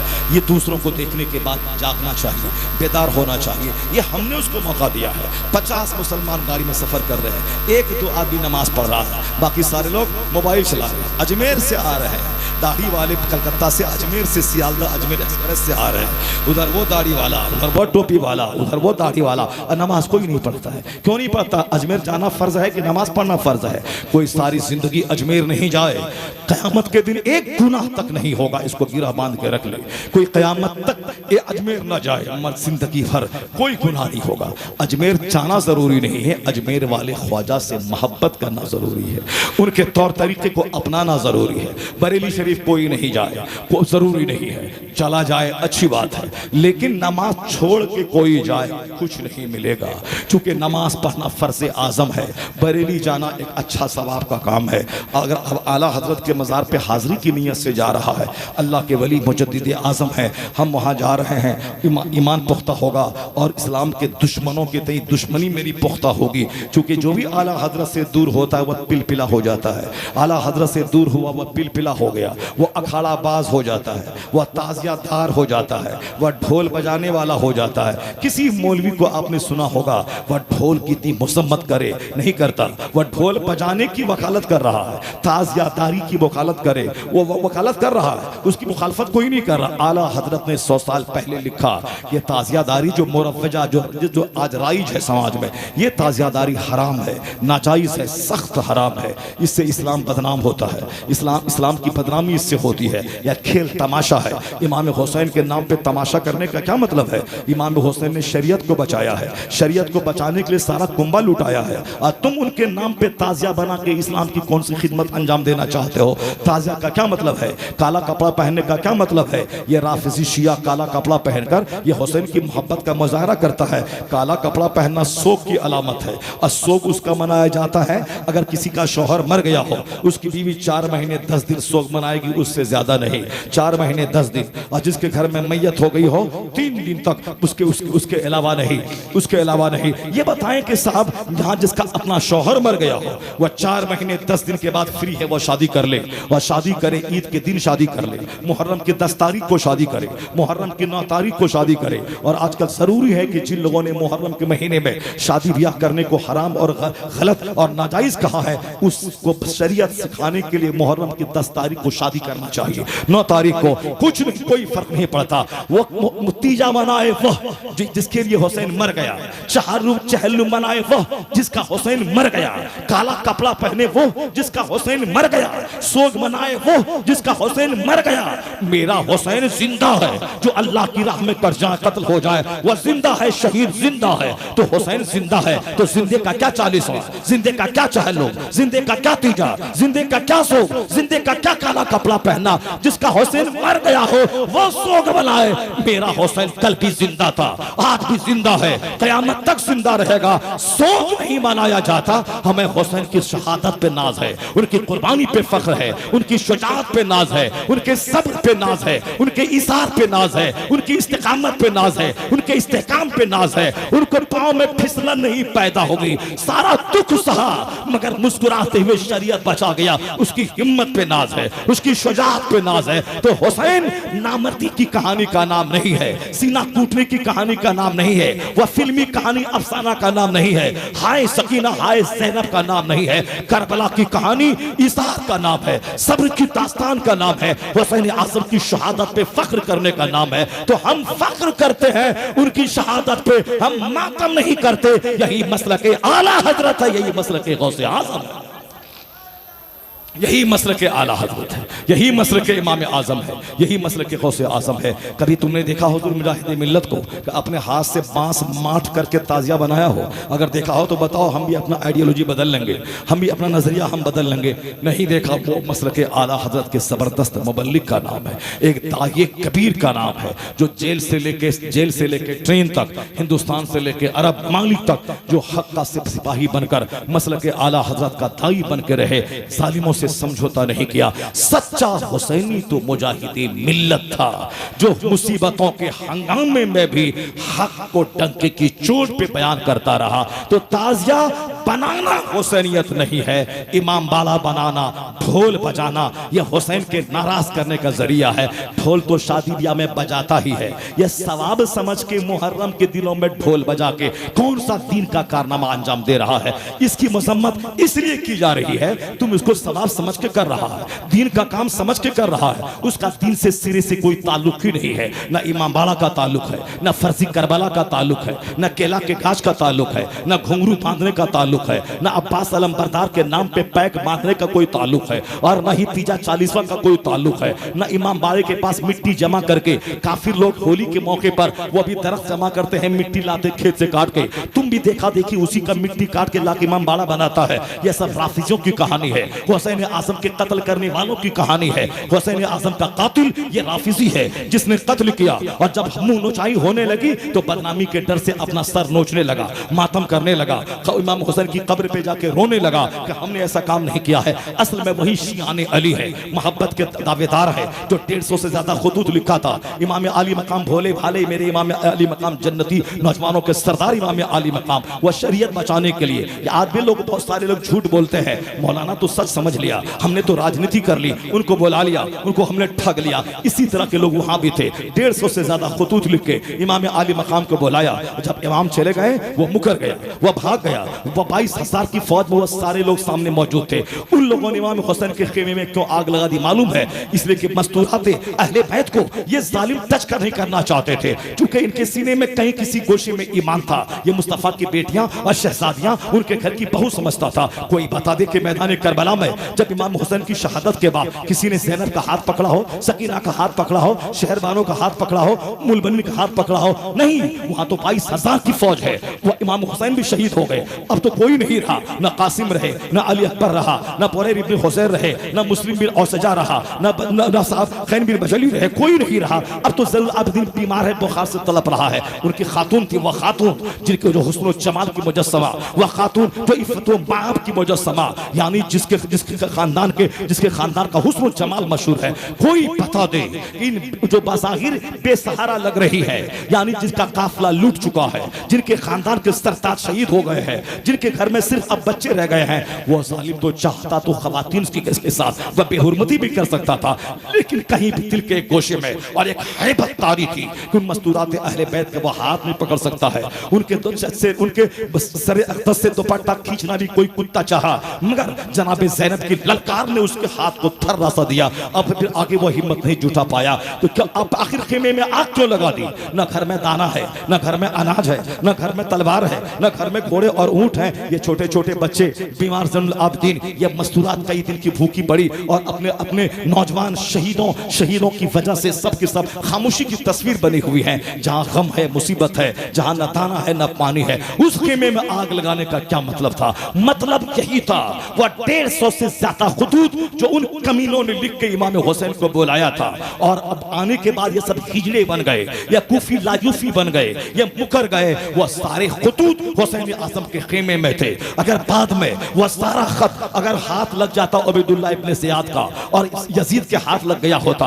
तो जो यजीद की तरफ से हिमायती बनकर, वफादार बनकर आया था, अगर उनका खत इमाम हुसैन के नाम ये अगर पकड़ा जाता, इन्होंने इमाम हुसैन को बुलाया है, मेरे इमाम आप आ जाएं, आप हमारे सरदार हैं, आपके हाथ पर बैत कर लेंगे, आप जल्दी से आ जाएं, मैं जालिम को अपना हाकिम नहीं मानता, यजीद जालिम है, या उनके बाप को नहीं माना तो इसको क्या मानेंगे? अगर ये खत यजीद के हाथ में लग जाता, ये खाइब खासिर जहन्नमी हुसैन को कत्ल करके तो जहन्नमी हुए ही, यजीद की निगाहों में भी गिर जाते, जलील हो जाते, क्योंकि इन्होंने ही कत्ल के हुसैन को बुलाया था और फिर बाद में यजीद के डर से ये मुकर गया, हुसैन आजम के मुखालिफ हो गया, इसलिए खेमे में आग लगा दी ताकि सारे खत जल जाए, सारे खुतूत जल जाए, फिर हमारा कोई हुसैन पाक की वफादारी का खत यजीद के हाथ में न लग जाए, हम सजा के मुस्तहिक न हो जाए। ये आदमी थे ये लोग जो दुनिया के चंद सिक्के ने तबाह किया, जिन्होंने दुनिया के चंद सिक्के ने तबाह बर्बाद किया।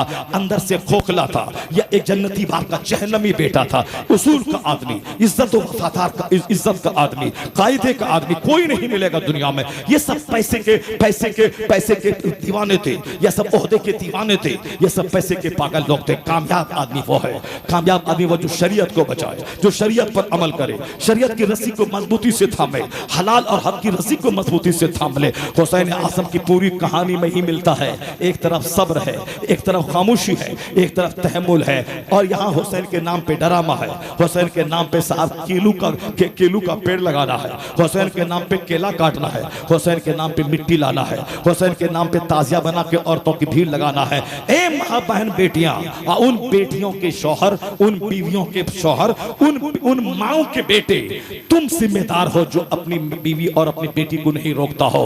अगर उनके यहाँ बेहयाई ज़नाकारी इसीलिए है, उनकी मंदिरों में औरतों का ज्यादा भीड़, औरतों की ज्यादा भीड़ है, उनके चर्च में औरतों की ज्यादा भीड़ है। तो चर्च में पूजा के बहाने ज़नाकारी है, मंदिर में पूजा के बहाने ज़नाकारी है।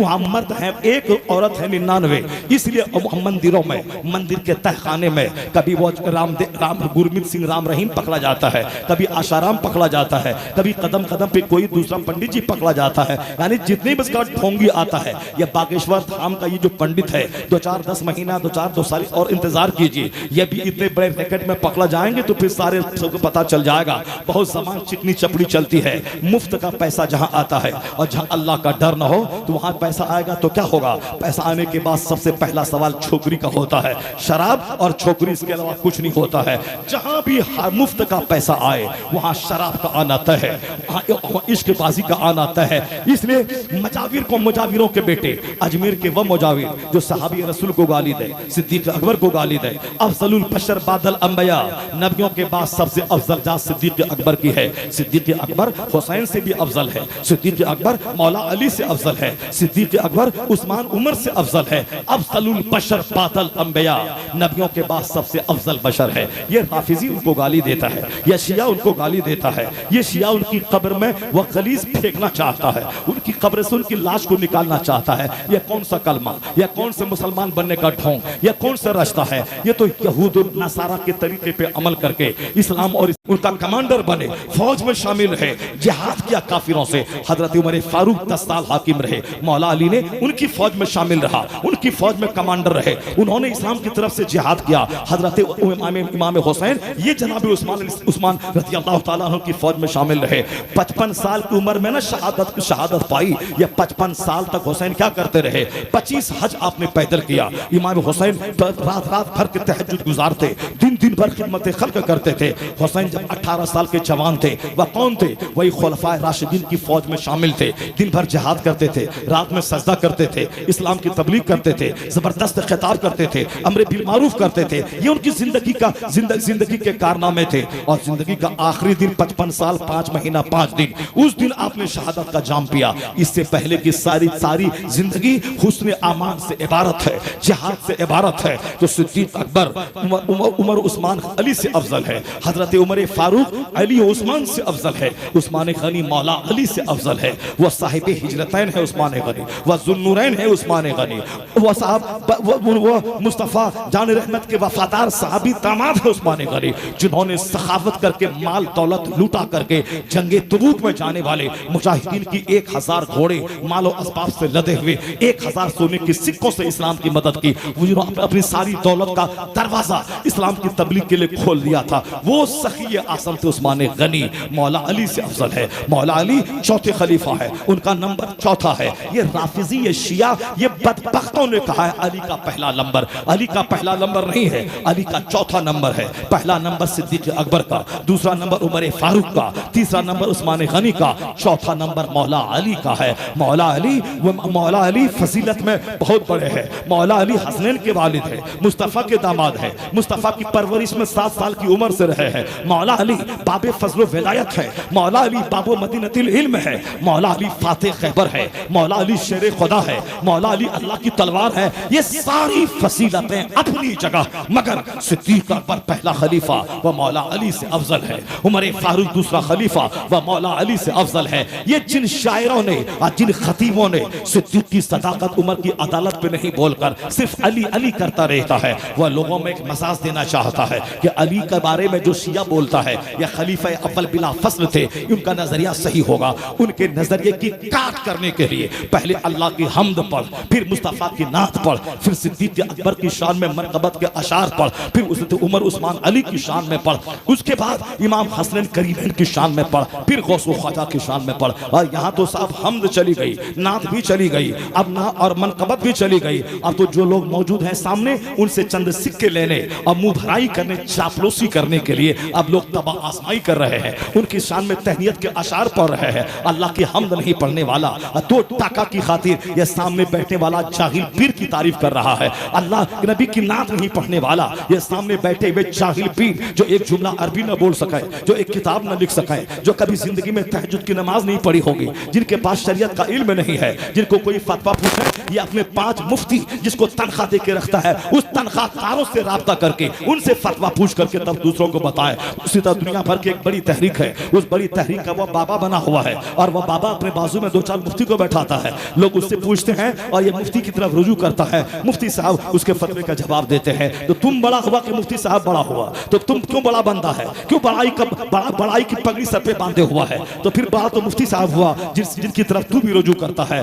करोड़ों लोग तेरी तरफ रुजू करे और तू मुफ्ती की तरफ रुजू करता है, वो मुफ्ती तुझसे बड़ा हुआ कि नहीं हुआ? यही कहानी अक्सर जगहों पे है, खानकाहों में जहालत की कहानी। और ये चला है आला हजरत से लड़ने, और ये चला है मुजाहिद मिल्लत से लड़ने, ये चला है मुजाहिद मिल्लत की मिसाल पेश करने। कहां चांद और कहां एक धूप, कहां सूरज, कहां एक छोटा सा सर्रा। मुजाहिद मिल्लत से पढ़ने की कोशिश मत करना। वह इल्म फजल के आफताब का नाम है मुजाहिद मिल्लत, वह इल्म के ताजदार का नाम है मुजाहिद मिल्लत, वह दरसगाह के एक शानदार मुदर्रिस का नाम है मुजाहिद मिल्लत, विलायत की दुनिया के बादशाह का नाम है मुजाहिद मिल्लत, तहज्जुद गुजार का नाम मुजाहिद मिल्लत, जो जनरल डब्बे में सफर करने के बाद नमाज पंजगाना के पाबंद सच्चे नमाजी का नाम मुजाहिद मिल्लत, रात में जेल में ट्रेन में निकलकर तहज्जुद पढ़ने वाले आबिद शबे जिंदादार का नाम है मुजाहिद मिल्लत। उनको क्या तू अपने पीर से मुवाजना करता है? झूठ बोलने वाला, औरतों की तरह बाल रखने वाला, सुन्नतों का कत्ल करने वाला, कहां मुजाहिद और कहां ढोंगी। अल्लाह का खलीफा होगा जो अरबी बोलेगा, अरबी जानेगा, मुदर्रिस होगा, मुजाहिद होगा, तहज्जुद गुजार होगा। वो औरतों की भीड़ में नहीं बैठता है अल्लाह का वली। अल्लाह का वली आलिमों की भीड़ में बैठता है, मुफ्तियों की भीड़ में बैठता है। औरतों के बीच में वह सेक्स नहीं जगाता है, मुफ्तियों के बीच में दीन इस्लाम की खिदमत करता है। आलिम वो होता है जो मुफ्तियों की झुरमुट में बैठता है, जो उलमा की झुरमुट में बैठता है। ये बदतमीज अमेरिका से एक मौलवी ने लिखा, ये आला हजरत का फतवा गलत है, ये सुन्नी बरेलवी देवबंदी ये मसला गलत है, दुनिया के सारे लोग मुसलमान हैं। वो आला हजरत की तौहीन कर रहा है, मुफ्ती आजम हिंद की तौहीन कर रहा है। बहुत सारे रंगीन किस्म के मौलवी ये बदतमीज आला हजरत के फतवा रज़विया को के खिलाफ बोल रहा है। जालिम अगर तुझे हिम्मत है, आला हजरत तो बहुत बड़ी बात है, मुफ्ती आजम हिंद तो बहुत बड़ा नाम है, मुफस्सिर आजम हिंद तो बहुत बड़ा नाम है, ताजुल शरिया तो बहुत बड़ा नाम है। अगर हिम्मत और जुर्रत है तो अभी आला हजरत के खानदान का शहजादा हुजूर असजद मियां कायदे मिल्लत है, उनके खानदान का एक निकलता हुआ सूरज हुजूर अरसलान मियां है। अगर अरसलान मियां के सामने 5 मिनट तू टिक जाए तब तुझे हम अख्तियार होगा आला हजरत के खिलाफ बोलने का। अब असजद का मद्दे मुकाबिल नहीं, कायदे मिल्लत का मद्दे मुकाबिल नहीं, अरसलान मियां का मद्दे मुकाबिल नहीं। आज अगर हबीबे मिल्लत का मुकाबिल नहीं है तो आला हजरत का मुकाबिल कहां से लाएगा?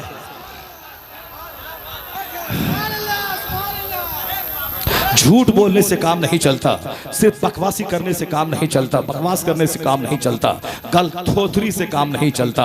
ये क़यामत की निशानी है। ए सुन्नी मुसलमान, ये बदतमीज हैं ही कितने, ये सुलह कुल्ली कितने हैं, ये सैयद सरामा का तलवा चाटने वाला या है ही कितने लोग, ये सुलह कुल्ली अजमेर के उन शैखैन करीमैन को गाली देने वाले शिया मुजाविर के मानने वाले हैं ही कितने। चाहे तुम जितने भी हो सब मिल जाओ, अमेरिका का जोकर मौलवी तू भी मिल जा, सैयद सरामा का जोकर पीर तू भी मिल जा, और तो अजमेर का जोकर मुजाविर तू भी मिल जा, और जितने सुलह कुल्ली हैं सब मिल जा, और सब आ जाना उर्से रज़वी में बरेली आ जाना। ये लाखों की तादाद देखकर तेरा सीना फट जाएगा, तेरा दिल जिगर फट जाएगा। ये सारे सुलह कुल्ली बनकर उर्से आला हजरत तो बहुत दूर की बात है, ज्यादा हो तो नगर शरीफ आ जाना, उर्से मुजाहिदे मिल्लत को देख लेना कई किलोमीटर दूर तक कारों की कतार है, गाड़ी की कतार है, लाखों की भीड़ है। मैं जब देखा 25 साल के बाद 5 साल पहले आकर आंखें मेरी फटी की फटी रह गई। मैं इसे अजमेर सानी कहूं या बरेली का मंजर में यहां देखा कहूं, मैं क्या कहूं इसे, उर्से मुजाहिदे मिल्लत को मैं क्या कहूं। सारे सुलह कुल्ली आ जाना, धामनगर को देख लेना, फिर तू बोलेगा जब हबीबुर रहमान का जवाब नहीं है तो आला हजरत का जवाब कहां से लाएगा, आला हजरत का जवाब कहां से लाएगा। ये लोग बिलबिला रहे हैं, ये तिल मिला रहे हैं, इनको हुजूर असद मियां की क़यादत अच्छी नहीं लगती है, इनको हमारा खिताब अच्छा नहीं लगता है, बरेली की मरकजियत अच्छी नहीं लगती है, हुजूर ताजुश शरिया की मकबूलियत अच्छी नहीं लगती है, इसीलिए तिल मिला रहे हैं। कोई हरी पगड़ी पहन रहा है ताकि मुकाबला करे, कोई सफेद पगड़ी पहन रहा है ताकि मुकाबला करे, कोई साहब मीडिया वालों को बोला करके कुछ से कुछ बयान दे रहा है ताकि मुकाबला करे। थक गए, 10 साल से तो ये तमाशा देख रहा हूं। कोई इमारत दिखला रहा है, कोई दवाई कम बनाने की फैक्ट्री दिखला रहा है, कोई भारी तनख्वाह में 10 मुफ्ती को बुला करके लगा करके उन पर फख्र करके बरेली को दबाने की कोशिश कर रहा है। चाहे जिस मिसबाही को लाना है लिया, चाहे जिसको लाना है लिया, चाहे जितनी तवानाई इस्तेमाल करनी है कर ले, तू मसलके आला हजरत का एक बाल बिगाड़ नहीं सकता, क्योंकि मसलके आला हजरत तबीयत की वफादारी का नाम नहीं है, मुस्तफा की शरीयत की वफादारी का नाम है।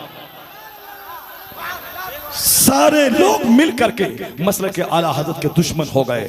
ऐसा लग रहा है कि करबला की कहानी से हम जो सबक हासिल करते हैं वह बिल्कुल हूबहू करबला की तारीख का एक छोटा सा मंजर बरेली में देखने को मिल रहा है।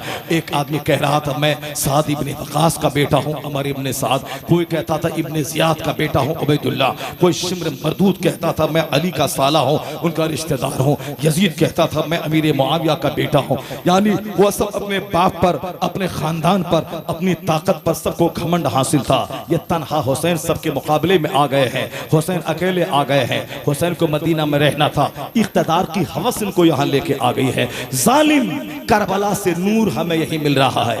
हम सुरूर से जी रहे हैं कि हमको शक नहीं है अपने मसलक की सच्चाई पर, कोई शक नहीं है। मेरा मजहब सच्चा, मेरा मसलक सच्चा, मेरी शरीयत सच्ची, मेरे बुजुर्ग सच्चे। शक में पड़े वह जिसकी नीयत खराब है, शक में पड़े वह जिसकी नीयत अच्छी नहीं है, जो अपना वर्चस्व जमाने, अपनी धाक जमाने, बरेली की शान घटाने, अपनी खानका को चमकाने के लिए आगे बढ़ रहा है, अपने दलालों को हिंदुस्तान में फैला रहा है। चला तो रहे हो 25 साल से मदरसा, तेरे दलाल हैं तो पूरे हिंदुस्तान में फैले हुए, लेकिन क्या हुआ? तेरे अब्बू मियाँ का क्या हुआ? क्या सारा हिंदुस्तान मान लिया? क्या सारे हिंदुस्तान में शोहरत हो गई? हमने तो उनको मुंह छुपा के जाते हुए देखा है। हमने तो घर में एक मामूली आदमी की तरह रहते हुए उनको बिहार के मधुबनी इलाके में देखा है, और हमने उनको भी देखा है। और जिसको तुम सारे लोग मिल करके बढ़ा करके कुतुब अब्दाल बनाना चाहते हो, उसको मैंने भी देखा है। हमने तो तेरे अब्दाल को देखा है और तुमने मेरे कुतुब को देखा होगा। एयरपोर्ट में आ जाते थे, एयरपोर्ट शहर के लिए काबिल रश्क बन जाता था, और किसी देहात में चले जाते थे, 4 लाख का मजमा जमा हो जाता था। वह साबरमती के किनारे अहमदाबाद में आ जाते थे, 4 लाख की भीड़ कहां से जमा हो जाती थी। वह गोवा में छोटे से आबादी वाले स्टेट में चले जाते, 4 से 5 लाख लोग कई स्टेट से जमा होकर वहां के मुख्यमंत्री के सीने को हिला डालता था। वह कौन था जो गोवा में 5 लाख जमा कर गया? वह कौन था जो बिहार के देहात में पोस्टर में नाम सिर्फ छपा 6 लाख से ज्यादा लोगों की भीड़ जमा हो गई? वह कौन था जो अफ्रीका के जंगलों से गुजर जाते तो अफ्रीका का जंगल शहर में तब्दील हो जाता? कौन था जो अफ्रीका की सड़कों से गुजर जाते वह गोरों के मुल्क में या गोरों का सरताज कहां से आ गया, वह सारे गोरों की आंखें पटी की पटी रह जाती थी? वह कौन था जिनके जनाजे में 50 से ज्यादा ममालिक के 1 करोड़ के करीब लोगों की भीड़ जमा हो गई? मोदी जी अलग इनका सर पकड़ के बैठ गए, अमेरिका के प्रेसिडेंट अलग सीना पकड़ के बैठ गए। या कौन फकीर था जो ना प्रधान था, ना मुखिया था, ना सांसद था, ना विधायक था, ना मंत्री था, ना किसी पोस्ट पर था, ना यूट्यूब चलाता था, ना व्हाट्सएप चलाता था, ना फेसबुक का सहारा लेता था, ना 2-4-10 डिजाइन का कपड़ा पहन करके दिन में 2-4 बार बदल करके वो अपने मोबाइल पे अपना यूट्यूब पे छोड़ करके अपनी शोहरत हासिल करता था? उसको तो किसी ने फेसबुक पे नहीं देखा। कोई चोरी छुपे तस्वीर ले ली, मगर वो व्हाट्सएप नहीं चलाता था। उस पर पेशकश की गई थी। उस नारायण दत्त तिवारी ने कहा था आप एमएलसी बन जाएं, आपके बड़े भाई एमएलसी थे, आप भी एमएलसी बन जाएं बगैर किसी परेशानी के। कभी कभी आप आ जाएंगे, सिर्फ सिग्नेचर कर देंगे, आप सब दिन बरेली ही में रहें, आप एमएलसी रहेंगे। कहा मैं एमएलसी से क्या मतलब है कि प्रधानमंत्री इंडिया का 7 घंटे तक बरेली के सर्किट हाउस में बैठा रहा ताकि उस सूरज से मुलाकात हो जाए, उस चांद से मुलाकात हो जाए। मगर उस चांद ने क्या कहा, हमें अपने बाप दादाओं से शरीयत की खिदमत की जो जिम्मेदारी मिली है उससे फुर्सत कहां है कि प्रधानमंत्री से मुलाकात करो। इस जमाने का जुनैद बगदादी कौन था? इस जमाने का नाइब गौसे आजम कौन था? इस जमाने का गजाली और राजी कौन था? जहां तुम प्रधानमंत्री तो छोड़ो, प्रधान का झोला ढोने वाला वो अपने जाहिल को कुतुब बना दे, मुखिया का झोला ढोने वाला, मुखिया के बाजू में बैठकर शूटिंग करवाने वाला, ये चला है अख्तर मियां के खिलाफ बोलने, जिनसे मुलाकात के लिए 7 घंटे तक प्रधानमंत्री बैठा हुआ हो, जिनको एमएलसी की सीट देने के लिए नारायण दत्त तिवारी ने ऑफर किया हो, मगर उसे सियासत से क्या मतलब, उसे प्रधानमंत्री से मुलाकात से क्या मतलब? वह 24 घंटे अमेरिका में रहे या हिंदुस्तान में रहे, सजदे से फुर्सत कहां है, तिलावत से फुर्सत कहां है, किताब की तहरीर से तस्नीफ से फुर्सत कहां है, मुफ्तियों के फतवे की तस्सीर से फुर्सत कहां है? 24 घंटे जो एक मुजद्दिद का काम होता है, दिन की खिदमतें करना, वह खिदमत करता रहा। प्रधानमंत्री मिलने के लिए आया, मुलाकात नहीं की। कौन था वो इस वक्त का राजी, इस वक्त का गजाली, इस वक्त का नाइब गौसे आजम, इस वक्त का जुनैद बगदादी जो बेइतनाई के साथ वजीर आजम की पेशकश को ठुकरा दे? इस दौर का राजी गजाली हुजूर अख्तर रजा का अजहरी था। तुम अपने डब्बू मियाँ को देख ले और अख्तर रजा खां का जनाजा देख लेना, उनके फतवा को देख ले, उनकी इज्जत को देख ले। 50-25 साल नहीं, 125 साल तक तो खूब दवाई बना, खूब मेहनत कर, खूब माहनामा निकाल, खूब किताबों की तसनीफ कर, खूब अपने बच्चों को चिढ़ाने के लिए पढ़ा लिखा।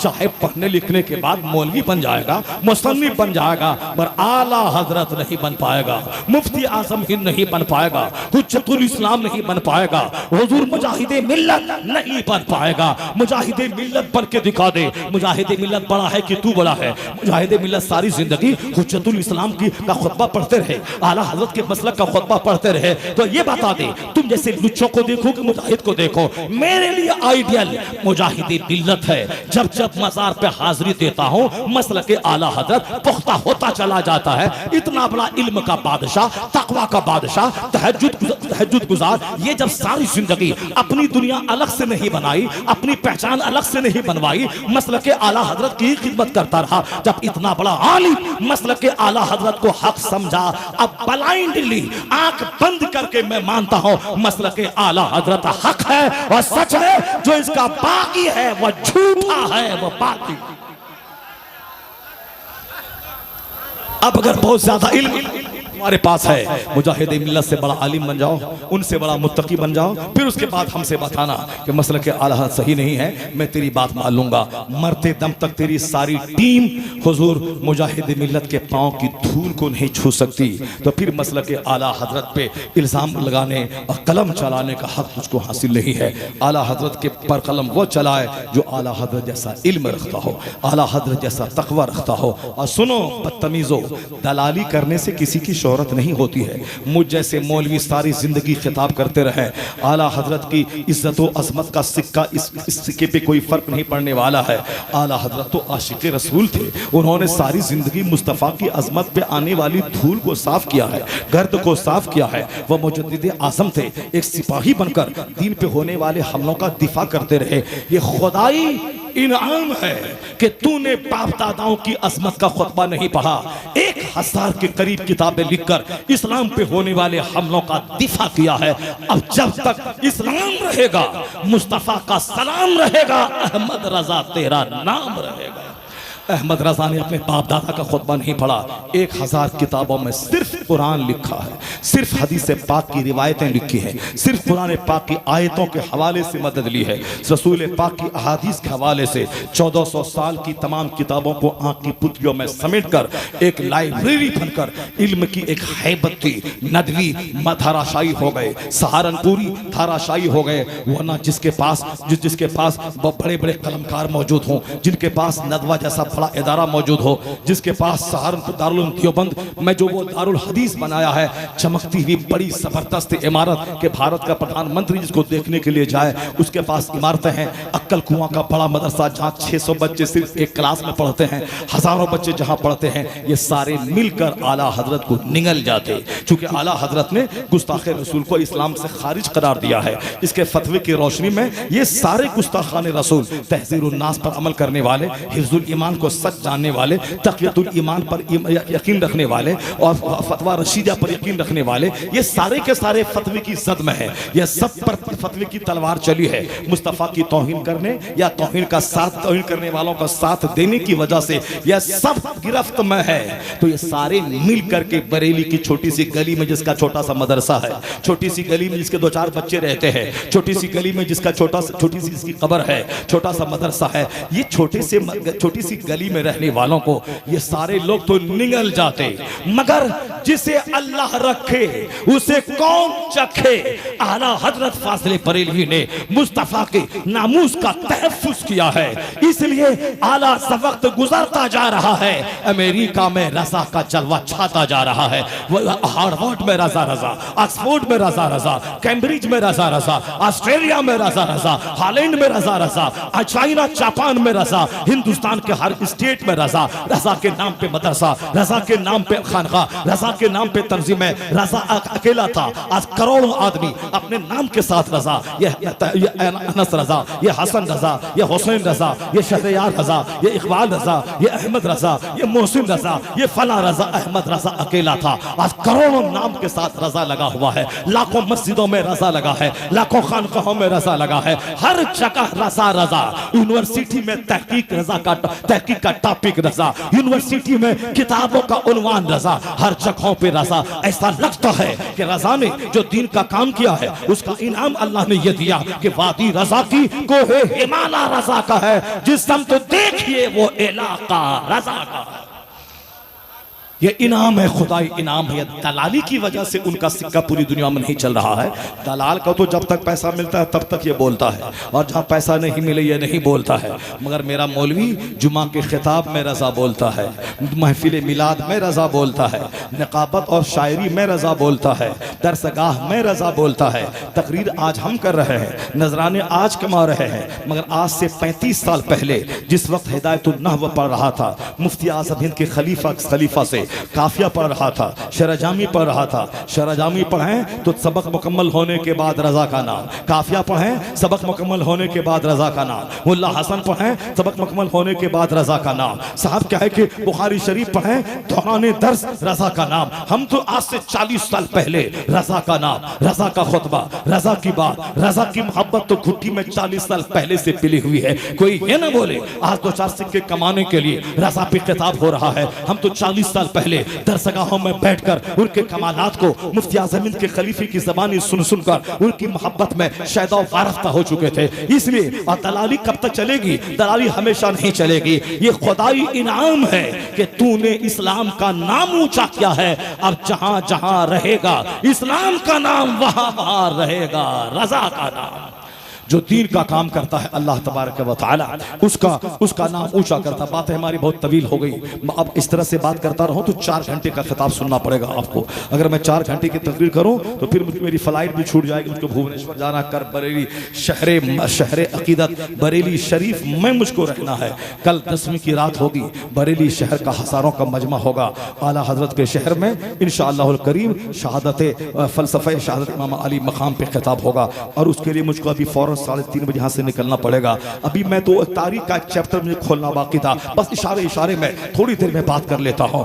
मक्का शहर में कुछ नहीं था, एक मकान की दीवार नहीं थी, एक फसायादार दरख्त नहीं था, लेकिन आज दुनिया का सबसे चमकता हुआ शहर कैसे बन गया।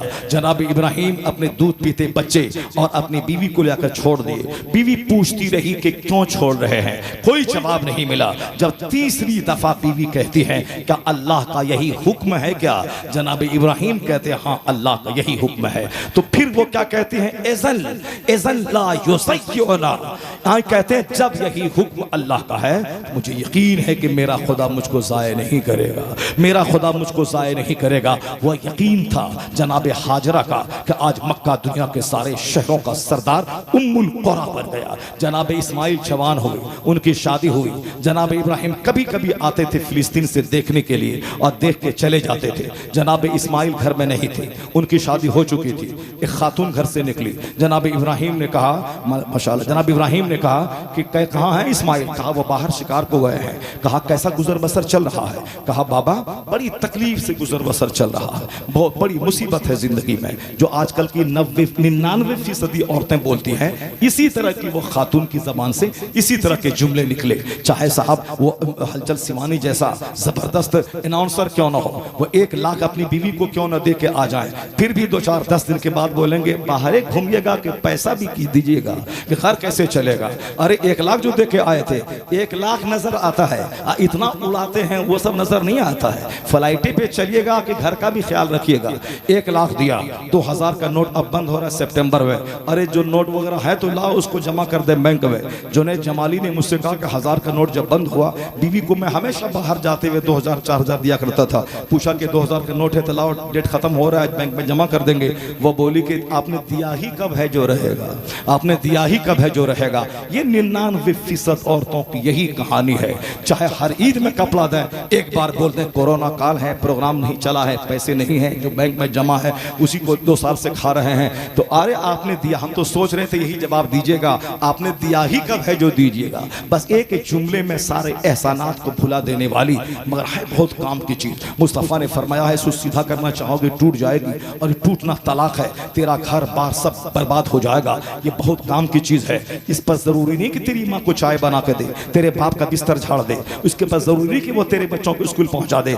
इस पर जरूरी है कि तुझको तस्कीन पहुंचाए, या तेरी तस्कीन खातिर का सामान है वो तुझको गुनाहों से बचाए, मुस्कुराते चेहरे से तेरे दिल को खुश कर दे। यही, इसके अलावा तेरे पास पैसा है, नौकर रख, वो झाड़ू लगाएगा, वो तेरे माँ बाप की खिदमत करेगा। अगर उसके बावजूद ये कपड़ा धोती है, बच्चों को पालती है, सफाई करती है, खाना बनाती है, तो इसका बदला तू क्या देता है? गाली।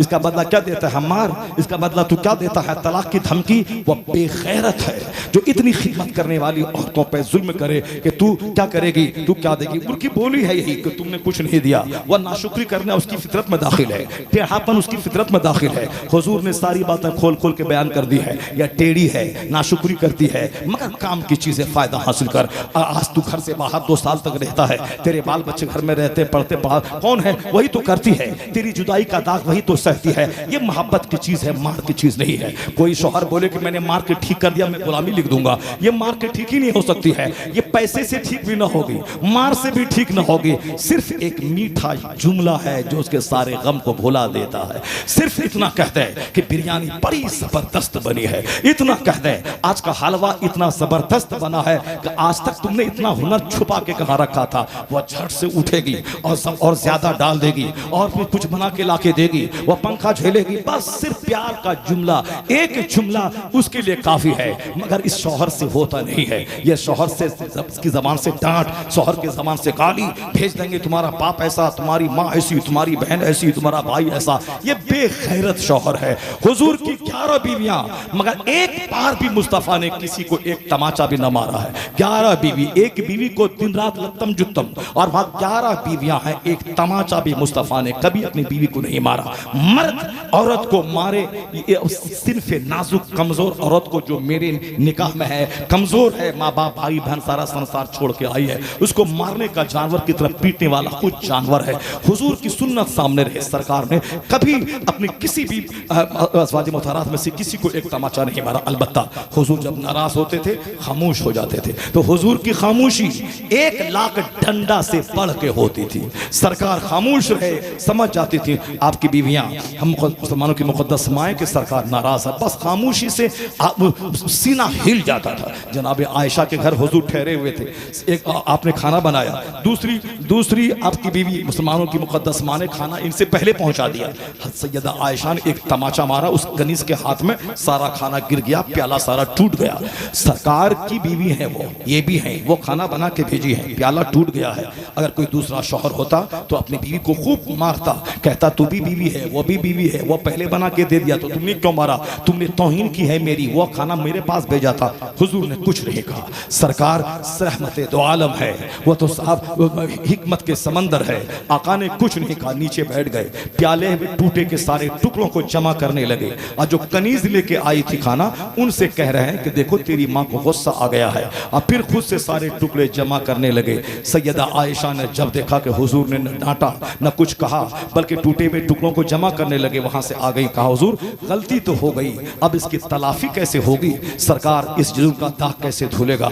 हुजूर कहते हैं इसी तरह के बर्तन में इसी तरह का खाना इस जुर्म की तलाफी है। जनाब सैयदा आयशा ने बाजार से प्याला मंगवाया, उसी तरह का खाना बनवाया, फिर उसके घर भिजवाया। क्या मतलब, जहां 50 डंडे से झुक नहीं पाती, हुजूर की एक खामोशी दिलों को झुका डालती है। मर्द है, मर्द बन के रहिए, डांट डपट गाली गलौज का माहौल मत बनाइए। जब टेढ़ी पसली से पैदा होगी तो सीधा करने वाला आप कौन है, जब उसमें जिद है तो आप सही करने वाला कौन है, जब वह चकनी बातें कैंची की तरफ बोलने वाली है तो आप खामोश करने वाला कौन है। अगर वह गोंगी रहे तो तेरा सारा बच्चा गोंगा रह जाएगा। वह ज्यादा बोलती इसीलिए है ताकि तेरे बच्चों को बोलना सिखा देती है, वरना साइंटिस्ट कहते हैं अगर औरत ज्यादा बोलने वाली न रहे तो दुनिया के सारे बच्चे गोंगे पैदा होते, गोंगे रह जाते। यह तो औरत है जो उनसे बातें कर कर करके बोलना सिखाती है। तो जो औरत पढ़ी लिखी होती है उसके बच्चे की जबान पढ़ी लिखी होती है, वह बचपन से ही बच्चा बोलता है कि दाल पतली है, रोटी गाढ़ी है, चावल अच्छा है।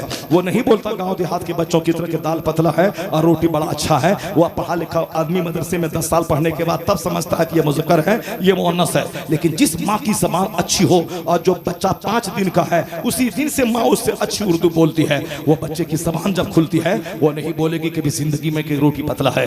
वह माँ से जो सीखी है, जो अनकॉन्शसनेस में यहाँ जमा है लाशऊर में, जब वह बोलने के काबिल होता है तो लाशऊर की बात है शऊर से होती हुई जब जबान से निकलती है तो जितनी माँ की जबान शुस्ता होगी उतनी ही जबान बच्चे की अच्छी होगी। इसीलिए अपनी जबान टेढ़ी मेढ़ी रहे तो चले, मगर बीवी की जबान शुस्ता हो, अच्छी पढ़ी लिखी हो, अच्छी खातून हो, नेक हो। चूंकि ज्यादा औरत के साथ बच्चा वाबस्ता रहता है, मर्द के साथ नहीं। मर्द रात में 8 बजे आया, सुबह 5 बजे चला गया, बाकी 24 घंटे बच्चा माँ के साथ रहता है। वही तारीख तो मैं खोल रहा हूँ, वही बात तो मैं कह रहा हूँ। जनाब इब्राहिम आ गए, इस्माइल घर में नहीं थे, उनकी बीवी घर में थी। कहा इस्माइल कहाँ है, कहा बाहर है। कहा कैसे गुजर बसर हो रहा, कहा बड़ी तंगियों से गुजर बसर हो रहा। जो आदत थी औरतों की वो बोल दी, बड़ी तंगियों से। कहा जनाब इब्राहिम ने कि जब इस्माइल आए सलाम कह देना और कह देना कि चौखट को बदल ले। जब जनाब इस्माइल आ गए और कहा उनकी बीवी ने कि एक ज़ईफ शख्स आया था, उन्होंने ऐसा ऐसा पूछा था, मैंने ऐसा जवाब दिया था। उन्होंने ये कहा था कि इस्माइल को सलाम, बाप लाजवाब है तो बेटा भी तो लाजवाब होगा। बेटा समझ गया, क्या समझ गया कि वो मेरे बाप इब्राहिम थे। और चौखट बदलने का मतलब मैं इस बीवी को तलाक दे दूं। और बीवी को तलाक देना कितना मुश्किल काम होता है। जिसकी बीवी बदज़बान हो, जिसकी बीवी शौहर को तकलीफ देने वाली हो, वो तो कहीं से कुत्ता मांग के लाता है ताकि काट ले बीवी को, बीवी मर जाए, और ताकि मैं जेल भी नहीं जाऊं और उसके इल्जाम में, कत्ल के इल्जाम में मैं फंस भी नहीं जाऊं। जैसे कहानी बहुत मशहूर है, सबको मालूम है। वो शौहर बड़ा परेशान था, अब उसको कत्ल करूं तो जेल जाऊं, और ज़बह कर दूं तो जेल जाऊं, कैसे करूं, ये कैसे छुटकारा पाऊं। तो रास्ते से कुत्ता पकड़ के रहा, कुत्ता ने काटा, बीवी मर गई, खुशी मनाने लगा। चलो अब कत्ल भी नहीं किया, बीवी मर गई। 400 लोग जनाजे में आ गए। और दूसरे दिन एक आदमी समाज का बोला कि हम भी आप ही की तरह दुखी आदमी है, दिन रात सुकून खत्म हो गया, मेरी बीवी गाली देती है, वो कुत्ता हमको दे दिएगा। बदतमीज, तुमने क्या सुना? वो 400 लोग जो जनाजे में आए थे वह सब मेरी बीवी की हमदर्दी में आए थे, वह सब कुत्ता ही मांगने के लिए आए थे। वह सारे लोग सब परेशान है बीवी से, बीवी सब परेशान है। लेकिन जिसकी बीवी खूबसूरत हो और जिसकी बीवी की समान मीठी हो, अगर वह मर जाए तो शौहर का जीना मुश्किल हो जाता है। और अगर शौहर बीवी खूबसूरत हो तो फिर शौहर की जुदाई उससे मुश्किल होती है। मगर शरीयत मुकद्दम रहे, माँ बाप का अदब मुकद्दम रहे, तो बीवी हजार खूबसूरत रहे, माँ बाप का हुक्म सबसे सर्वश्रेष्ठ होता है। वह तो मुझ जैसे लुच्चों, लफंगों, बीवी का तलवा चाटने वालों, उनको उनके बदन को चाटने वाले चट्टू माँ बाप को छोड़कर बीवी के पास भाग जाता है। बीवी बोली शौहर माँ छोड़ो छोड़ दूंगा, शौहर छोड़ बाप छोड़ो छोड़ दूंगा। मगर कोई ये नहीं बोलने वाला होता कि तेरा खूबसूरत चेहरा चाहे कोई भी हो, एक को तलाक तू 4 शादी में एक वक्त कर सकता हो, मर जाए बीवी 100 शादी में कर सकता हूं। लेकिन एक मां छूट गई तो करोड़ों औरतों की भीड़ में दूसरी मां नहीं मिलेगी। एक बीवी है, तलाक दे दो, तुम 4 शादी एट ए टाइम कर ले। अरब के कानून के मुताबिक तो वह नामर्द है, वह मिस्कीन है जिनके पास एक बीवी है। और अरब के दस्तूर के मुताबिक जो 4 बीवी वाला है, 4 बीवी वाला ताकतवर है, 4 बीवी वाला दौलतमंद है, 4 बीवी वाला समाज में इज्जत की निगाह से देखा जाता है। अरब के मुताबिक, मैं इंडियन हूं, मैं अरब का कल्चर, अरब की बात में बोल रहा हूं, ऐसा नहीं बोले कि आप हम अपनी बात आप पर थोप रहे हैं, नहीं, मैं अरब का कल्चर बयान कर रहा हूं। सलीम बापू गुजरात का बहुत बड़ा काजी है, खलीफा ताजुल शरिया, वो मुझसे कहने लगे, वो मोटा ताजा लंबा चौड़ा सैयद सलीम बापू बोले, मस्जिद नबवी में मैं बैठ के तिलावत कर रहा था, एक अरबी मेरे बाजू में बैठा हुआ था, वो बोला मिन ऐन, कहां से? कहा अना मिनल हिंद, मैं हिंदुस्तान से आया हूं। उन्होंने पूछा कितनी बीवी तुम्हारे पास? कहा वाहिद, अंत मिस्कीन अंत गरीब, अंत मिस्कीन अंत गरीब। सलीम बापू मोटा ताजा, असद भाई को मालूम है सलीम बापू काजी गुजरात साहब कितने मोटे ताजे हैं साहब, मोटे ताजे कड़ियल नौजवान है। वो उनको कहते हैं कि तू मिस्कीन है, तू गरीब है, 4 शादी क्यों नहीं करता? इस्लाम ने परमिशन दिया है, तू मिस्कीन है, तू गरीब है। वहां का कल्चर है, वहां जो 4 बीवी वाला हो वो ताकतवर भी है, पैसा वाला भी है। और इंडिया का आदमी तो एक ही बीवी नहीं संभलता है, तो क्या ये 4 बीवी करेगा? क्या वो 3 बीवी करेगा? अल्लाह ने दौलत दी है तो 4 शादी करे, अल्लाह ने माल दिया है तो 4 घर बनाए, चारों जगह बीवी को रखें और चारों जगह आप जाके रहें, चारों से बच्चा पैदा करें। जनाब अली फातिमा ज़हरा के विसाल के बाद 8 अलग अलग औरतों से निकाह किया था। जनाब मौला अली के पास 50 से ज्यादा औलाद थी। उस्मान गनी सरकार दो जहां की 2 बेटियां आपके निकाह में थी। उन दोनों के विसाल के बाद आपने और भी 7 शादियां फरमाई। सिद्दीक अकबर की कई बीवियां, उमर फारूक की कई बीवियां, उस्मान गनी की कई बीवियां, हजरत मौला अली की फातिमा ज़हरा की मौजूदगी में कोई शादी नहीं। उनके अलावा उन्होंने अलग अलग 8 औरतों से शादी की। इमाम हुसैन की 2 बीवी मैदान करबला में मौजूद है, जहां इस्लाम बचाने गर्दन काटाने गए वहां 2 बीवी मौजूद है। ये हिम्मत वालों का काम है, वह बुज़दिलों का काम नहीं है, वह काम चोरों का काम नहीं है। जिसका सीना कमजोर है वो एक ही बीवी में लत्तम और जुत्तम है तो वह 2 बीवी को लेकर सर का सारा बाल उसकी नोचाई हो जाएगी। वह हिम्मत गुर्दा वालों का काम है, 4 शादी करना, 4 बीवी को पालना। अगर नहीं तो एक ही बीवी में घर छोड़ के भागे रहना, वो क्या 2 शादी के बारे में सोचेगा? जरा गौर से सुनिए। जनाब इस्माइल की बीवी इन्हें जब कही, उन्होंने कहा कि वो मेरे वालिद थे, मेरे वालिद ने कहा कि दरवाजे की चौखट बदल ले। उन्होंने बीवी को तलाक दे दी। क्या होगा अब टाइम हो गया, फ्लाइट छोड़ देंगे हम, क्या होगा? जरा जोर से बोलो सुभान अल्लाह। तकरीर को 3 घंटा 4 घंटा की फ्लाइट को क्या देखने का? जरा जोर से बोले सुभान अल्लाह। क्या खत्म करूं तकरीर में? नहीं करो ना, जोर से बोले सुभान अल्लाह। ये बोलता है तकरीर खत्म कर दिए, कैसे खत्म कर दिए, कैसे खत्म कर दिए? अभी तकरीर होगी कि तकरीर खत्म होगी? अभी जोर से बोले सुभान अल्लाह। बस एक आखिरी पॉइंट बताता हूँ, ये क्योंकि जमीन से लगा हुआ नुकता है और हम लोग इस पर ध्यान ही नहीं देते हैं। बच्चे तबाह हो गए, तावीज लेने के लिए आ गए, 1 करोड़ तावीज बांध दे सर से लेके पांव तक। बच्चे का जो नेचर है वो कभी नहीं बदलेगा, बच्चे की जो आदत है वो कभी नहीं बदलेगी। देखिए हमारे शेख आ रहे हैं, हुजूर हबीब मिल्लत की आमद हो रही है माशाअल्लाह अल्हम्दुलिल्लाह। बहुत तवील इंतजार के बाद हबीब मुजाहिद मिल्लत का जलवा जिसमें देखना हो वो हबीब मिल्लत को देख ले। सुभान अल्लाह। नारे तकबीर, नारे रिसालत, हुजूर हबीबे मिल्लत, हुजूर हबीबे मिल्लत। माशाअल्लाह, अब महफिल का दूल्हा आ गया, अब महफिल के मीरे कारवां आ गए। हुजूर मुजाहिद मिल्लत को जिसने नहीं देखा है, हबीबे मिल्लत का जलवा देख रहे हैं। माशाअल्लाह, सुभान अल्लाह, सुभान अल्लाह। अस्सलाम वालेकुम। हबीब मिल्लत का जलवा देख लें, फिर उसको समझ में आ जाएगा कि सादगी से भरपूर, इल्म और हिकमत और इल्म की कदरदानी से भरपूर और लबरेज किस कदर हमारा ये गद्दी नशीं और इस मुक़द्दस खानक़ाह का वारिस और अमीन और यहाँ का मुतवल्ली बनकर पूरे भारत में हिंद और बैरून हिंद जिन्होंने जो मसलक आला हज़रत की तबलीग का बीड़ा उठाया है और अपने मुरीदों के दरमियान जो मसलक हक़ की वकालत की है, आज मुजाहिद मिल्लत के मानने वालों की तादाद घटी नहीं है, बल्कि इनकी मौजूदगी में एक ज़बरदस्त सिलसिला हबीबियों का, रज़वियों का पूरे हिंदुस्तान बिलखुसूस बंगाल और उड़ीसा के खित्तों में घर घर घर, गांव गांव, हर मोहल्ले में हबीबियों और रज़वियों और कादरियों की तादाद में इजाफा हुआ है। ये पूरा उड़ीसा इनका है, ये पूरा बंगाल का एक बहुत बड़ा खित्ता इनका है। सरकार मुजाहिद मिल्लत के तर्ज उनकी रविश पे चलने के बाद जिन्होंने दिन की खिदमत की है, आने वाली नस्लें इनकी खिदमतों को भुला नहीं पाएंगी। हुजूर मुजाहिद मिल्लत लाजवाब हैं तो हुजूर हबीब मिल्लत अपनी जगह लाजवाब है। अल्लाह तबारक व तआला इनको सेहत व तंदुरुस्ती अता फरमाए, लंबी उम्र अता फरमाए, खूब खूब मरते दम तक मसलक आला हजरत, मसलक हक, मसलक अहले सुन्नत व जमात की खिदमत की तौफीक अता फरमाए। बातें हमारी बहुत तवील हो गई, 2 घंटे से ज़्यादा होने वाली हैं और अभी अगर जो मैं टॉपिक को मैंने छेड़ा है, इसको अगर मैं और इसको इलार्जमेंट दिया और उसको मैंने तूल दिया तो बस एक तूल तलब तकरीर है और एक लंबा खिताब हो जाएगा और फिर आप भी परेशान हो जाएंगे और मैं भी परेशान हो जाऊंगा। मेरा सिर्फ तारीख का चैप्टर खोलने